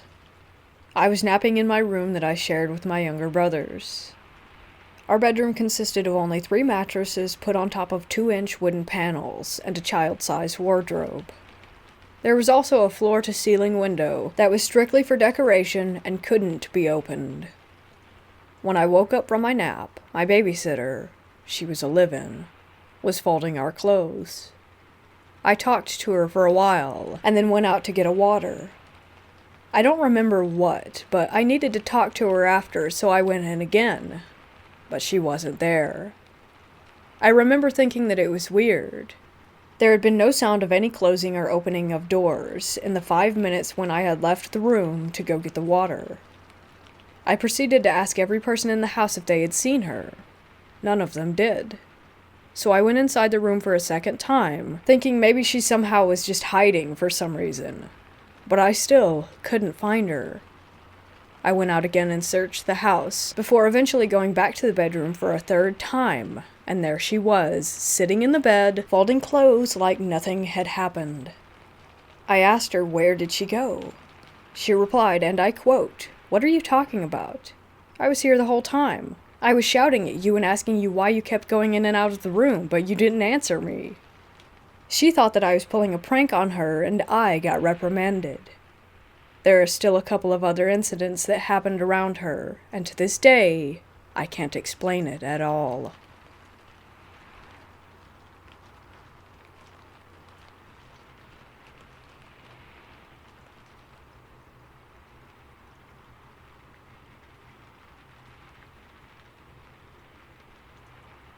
I am right now sitting on my front porch, smoking a cigarette. I cannot bring myself to go back inside my house. There is someone in there. Just over 2 months ago, I moved into a new house after losing nearly everything to COVID. I won't go into details or draw this out. Typing this out makes my eyes well, and every hair on my body stands straight up, but damn it, I saw a human-shaped shadow in my walk-in closet. Am I going crazy? Maybe, but I know that I am not at the same time. This is what happened. I was laying on my bed browsing Reddit, and from the corner of my eye, I caught movement coming from my closet.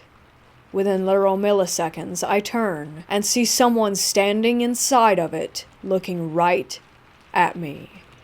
I flipped out, sprung up, ran out of my room, slammed the door, and grabbed a kitchen knife. I yelled and screamed about calling police, that I had a knife, and basically acted like a scared monkey. No response. After about a minute of yelling and screaming, and realizing that I had left my phone in my bedroom to call 911, I slowly peeked in. There was simply nothing there. Nothing. No one could have gone anywhere. I am pissed and terrified about this. I saw this person. I saw their shape, their movement, their arms. There was a humanoid figure in my closet, and that is all I know.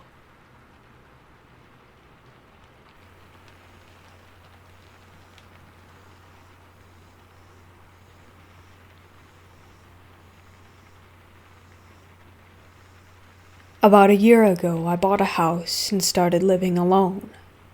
A few months of me living there and everything seemed normal and fine, except for one morning.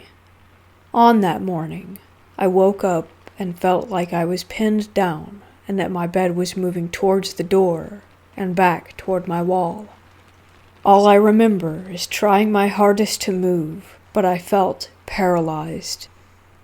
I don't have a history of sleep paralysis, and I also have a hard time believing in ghosts, but this was a pretty crazy experience. Nothing has happened since that morning, but I still don't know what was happening.